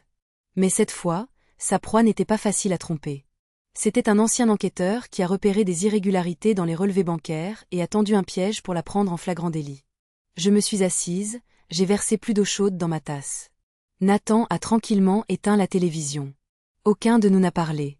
Certaines nouvelles n'ont pas besoin de commentaires, seulement la connaissance que la justice a finalement trouvé son chemin. C'était une fin étrangement banale pour une histoire si dramatique. Pas de confrontation explosive, pas de révélation théâtrale, juste une brève nouvelle au journal télévisé du matin.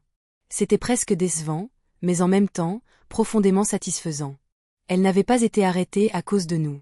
Elle avait été arrêtée parce que c'était sa nature de continuer à escroquer, encore et encore, jusqu'à ce qu'elle tombe sur quelqu'un d'aussi méticuleux et méfiant qu'elle était trompeuse. Son propre schéma de comportement l'avait conduite à sa perte. Il n'y avait pas de vengeance personnelle là-dedans, juste le fonctionnement inéluctable de la cause et de l'effet. Et cela, d'une certaine manière, était la forme de justice la plus pure. Quelques jours plus tard, l'avocate Valérie Leclerc a appelé. « Annette, a-t-elle dit, je suis sûre que vous avez entendu. Et il y a plus. Olivier Durand vient d'être condamné au Nevada. Il pensait que coopérer avec nous suffirait à le faire sortir, mais le procureur a trouvé des preuves supplémentaires dans une affaire antérieure. Au final, il a écopé de 3 ans de prison et doit renoncer à tous les profits illégaux. Il ne reviendra pas dans la finance. » Je suis restée silencieuse un moment, puis j'ai demandé, a-t-il dit quelque chose à propos de Clara? Valérie a eu un petit rire sec. Une seule phrase, j'ai choisi la mauvaise. Personne à qui faire confiance. J'ai souri faiblement. Ça me semble familier. Oui, a répondu Valérie. Mais au moins, les choses sont maintenant bouclées. L'annulation du mariage de Nathan a été finalisée à peu près au même moment. Le tribunal a rendu une décision officielle. Le mariage entre Nathan Fournier et Selena Cruz était nul et non avenu depuis le début en raison de la bigamie. Nathan a retrouvé la pleine propriété de la maison, des comptes et des assurances. Clara n'avait aucune réclamation, pas un centime. Valérie m'a envoyé une copie de la décision avec une petite note, l'une des annulations les plus propres que j'ai traitées en 20 ans. Nathan tenait le papier et a expiré comme s'il déposait un fardeau. Je n'ai plus à entendre ce nom. J'ai regardé mon fils et j'ai souri lentement. Parfois, la justice arrive sous la forme la plus simple, un document confirmant que la vérité a gagné. Sur le plan civil, le tribunal a ordonné la restitution de ce qui avait été récupéré, les 40 000 € que Nathan avait récupérés des comptes de Clara, et a laissé la porte ouverte pour poursuivre pour plus si les enquêteurs découvrent des actifs cachés. Valérie a expliqué, s'il retrouve plus tard des comptes à l'étranger, Nathan aura le droit légal de réclamer ses fonds. Mais honnêtement, je ne pense pas que votre fils ait besoin de plus d'argent. Il a quelque chose de mieux. La paix. J'étais d'accord. Il y a des choses que l'argent ne peut pas acheter et certaines pertes ne peuvent être remboursées que par le temps et la confiance. Un mois plus tard, Hélène Delgado m'a appelé. Sa voix portait une émotion rare. Annette, la police de Toulouse vient de rouvrir officiellement l'affaire Alisa Mendès. J'ai retenu mon souffle. De nouvelles découvertes. Pas encore de conclusion, a dit Hélène. Mais la liste de contacts d'Alisa montre 2 noms, Selena Cruz et Olivier Durand. Je ne prétendrai rien de plus, mais au moins, ils ne peuvent plus se cacher dans l'ombre. Si Alisa est encore en vie, elle aura des gens qui se battront pour elle. J'ai fermé les yeux. Le visage de la jeune femme douce de la vieille photo qu'Hélène m'avait montrée autrefois m'est revenu à l'esprit. Bien, ai-je murmuré. Même tard, la lumière a trouvé où elle devait aller. Quand le procès de Clara, ou plutôt de Selena, s'est ouvert en Floride, Valérie a demandé si je voulais prendre l'avion pour y assister. J'ai secoué la tête. Pas besoin. J'en ai assez vu pour une vie. La mère de Nathan a besoin de paix, pas du frisson de voir quelqu'un tomber. J'ai choisi de rester à la maison. Ce matin-là, j'ai préparé du thé, j'ai ouvert la fenêtre et j'ai écouté le vent traverser le porche. Les carillons à vent argenté que j'avais accrochés au Nouvel An ont teinté un salut clair et doux, comme une paix envoyée par l'univers. Chaque nouvelle information était comme une porte qui se fermait sur le passé. La condamnation d'Olivier, l'annulation officielle, la réouverture de l'affaire Alisa. C'était une série de points finaux, chacun apportant une couche supplémentaire de clôture. Je n'avais pas besoin d'assister au procès de Selena. Son sort ne m'appartenait plus. Il appartenait au système judiciaire, à ses autres victimes, à son propre destin. Ma part du drame était terminée. J'avais joué mon rôle, et maintenant il était temps de quitter la scène et de laisser le rideau tomber. Cet après-midi-là, Nathan m'a envoyé son dernier email la concernant. Juste une courte ligne à l'avocat de Selena qui demandait une déclaration, « Je n'ai plus rien à entendre de vous ». Je l'ai lu et relu, non pas pour en saisir le sens, mais pour sentir la résolution dans chaque mot. Un homme qui avait autrefois été trop mou pour dire non, était maintenant assez fort pour clore le passé avec la phrase la plus brève. J'ai répondu, « Bien joué, mon fils ». Parfois, le silence est la réponse la plus forte. Cette nuit-là, J'ai ouvert mon ordinateur portable et je suis allée sur le site web d'une organisation à but non lucratif, le Fonds de soutien national aux victimes de fraude maritale. J'ai rempli le formulaire, j'ai choisi un don de 2000 € et j'ai écrit une note, au nom des mères qui ont perdu leurs enfants à cause de personnes qui savent jouer un rôle, et des enfants qui réapprennent à aimer pour de vrai. Quand j'ai cliqué sur Soumettre, je me suis sentie plus légère, comme si j'avais enfin remboursé ma dernière dette envers le passé.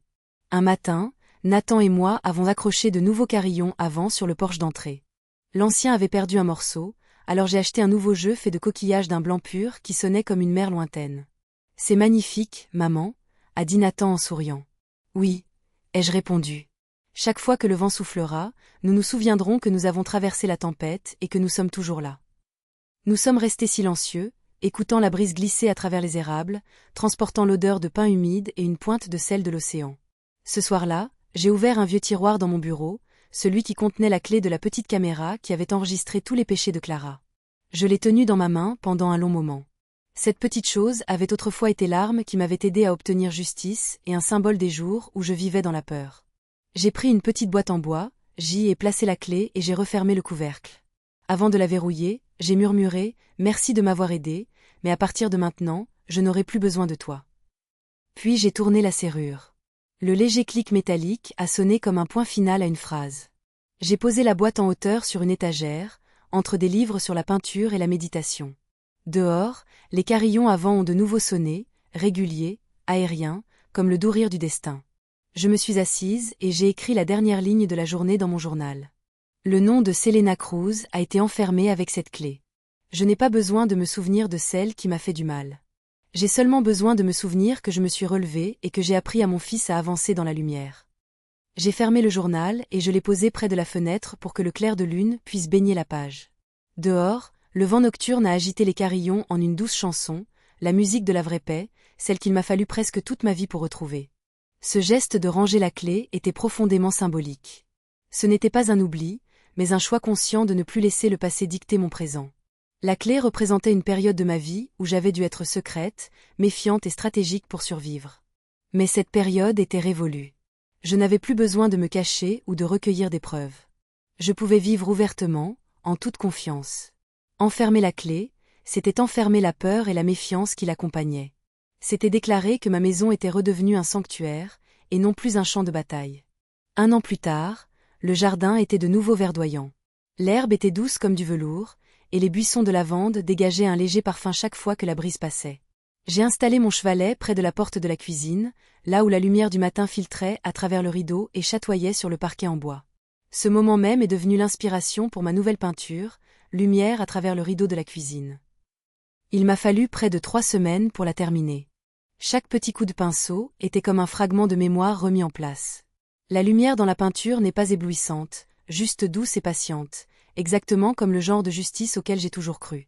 Pas bruyante, seulement constante et vraie. Notre vie a changé. Nathan et Sophie ont décidé d'organiser une petite fête de fiançailles. Juste la famille et quelques amis proches. Pas de feu d'artifice, pas de scène, juste un rassemblement chaleureux dans le jardin qui avait autrefois résisté à tant de tempêtes. Quand la musique a commencé, Nathan est venu vers moi et m'a tendu la main. « Maman, je veux que tu m'accompagnes à l'hôtel. Personne d'autre ne le mérite plus. » J'ai pris la main de mon fils, mon cœur tremblant d'une nouvelle manière. Un petit chemin parsemé de pétales. Sophie attendait au bout avec un doux sourire. J'ai regardé autour des tables, tout le monde assis ensemble, personne banni dans la cuisine, personne forcé de regarder le bonheur des autres en silence. Quand Sophie et Nathan ont échangé leurs alliances, une brise a poussé le rideau de la cuisine au loin, et j'ai pensé à la peinture sur laquelle je travaillais. Cette lumière n'était plus un symbole de perte. C'était la preuve d'une renaissance. Quelques mois plus tard, je suis devenue « maminette » pour les enfants. Les 2 de Sophie, Owen et Léa, venaient souvent le week-end. Ils ne m'appelaient plus Madame Fournier comme avant, mais Maminette, simple et chaleureux. Je leur ai appris à épeler les noms des fleurs du jardin, de la marguerite à la lavande en passant par l'hydrangée. La préférée de Léa était l'iris parce qu'elle disait que ça sonnait comme un nom de princesse. Owen, le silencieux, aimait me regarder peindre. Un après-midi, il a demandé « Mamie, comment peins-tu les nuages pour qu'ils aient l'air réels et pas seulement de grosses taches blanches ?» J'ai souri et lui ai mis le pinceau dans la main. « Ne peins pas les nuages, chérie. Peins la lumière autour des nuages. Quand tu comprendras ce qui les fait briller, tu peindras le ciel tout entier.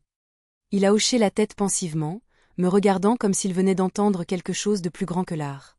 Peut-être que dans cette réponse, je me parlais aussi à moi-même. Quand on trouve la lumière, l'obscurité cesse d'être si effrayante. J'ai décidé de donner un cours de peinture gratuit le week-end pour les seigneurs du quartier. Au début, il n'y en avait que 3, Madame Dubois, Monsieur Jenkins et Mademoiselle Lynn, mais en seulement 2 mois, la classe a doublé. Ils ont apporté de la joie avec eux, ainsi que de vieilles histoires et une sorte de solitude que seules les personnes âgées comprennent vraiment. Nous nous sommes assis autour d'une longue table et avons ri comme des enfants chaque fois que quelqu'un renversait de la peinture. J'ai réalisé que certaines taches sont belles parce qu'elles montrent une main qui tremble encore, mais qui n'a pas abandonné. Dans le tiroir de ma table d'art, cette vieille enveloppe de 20 000 € s'était transformée en reçu de bonheur.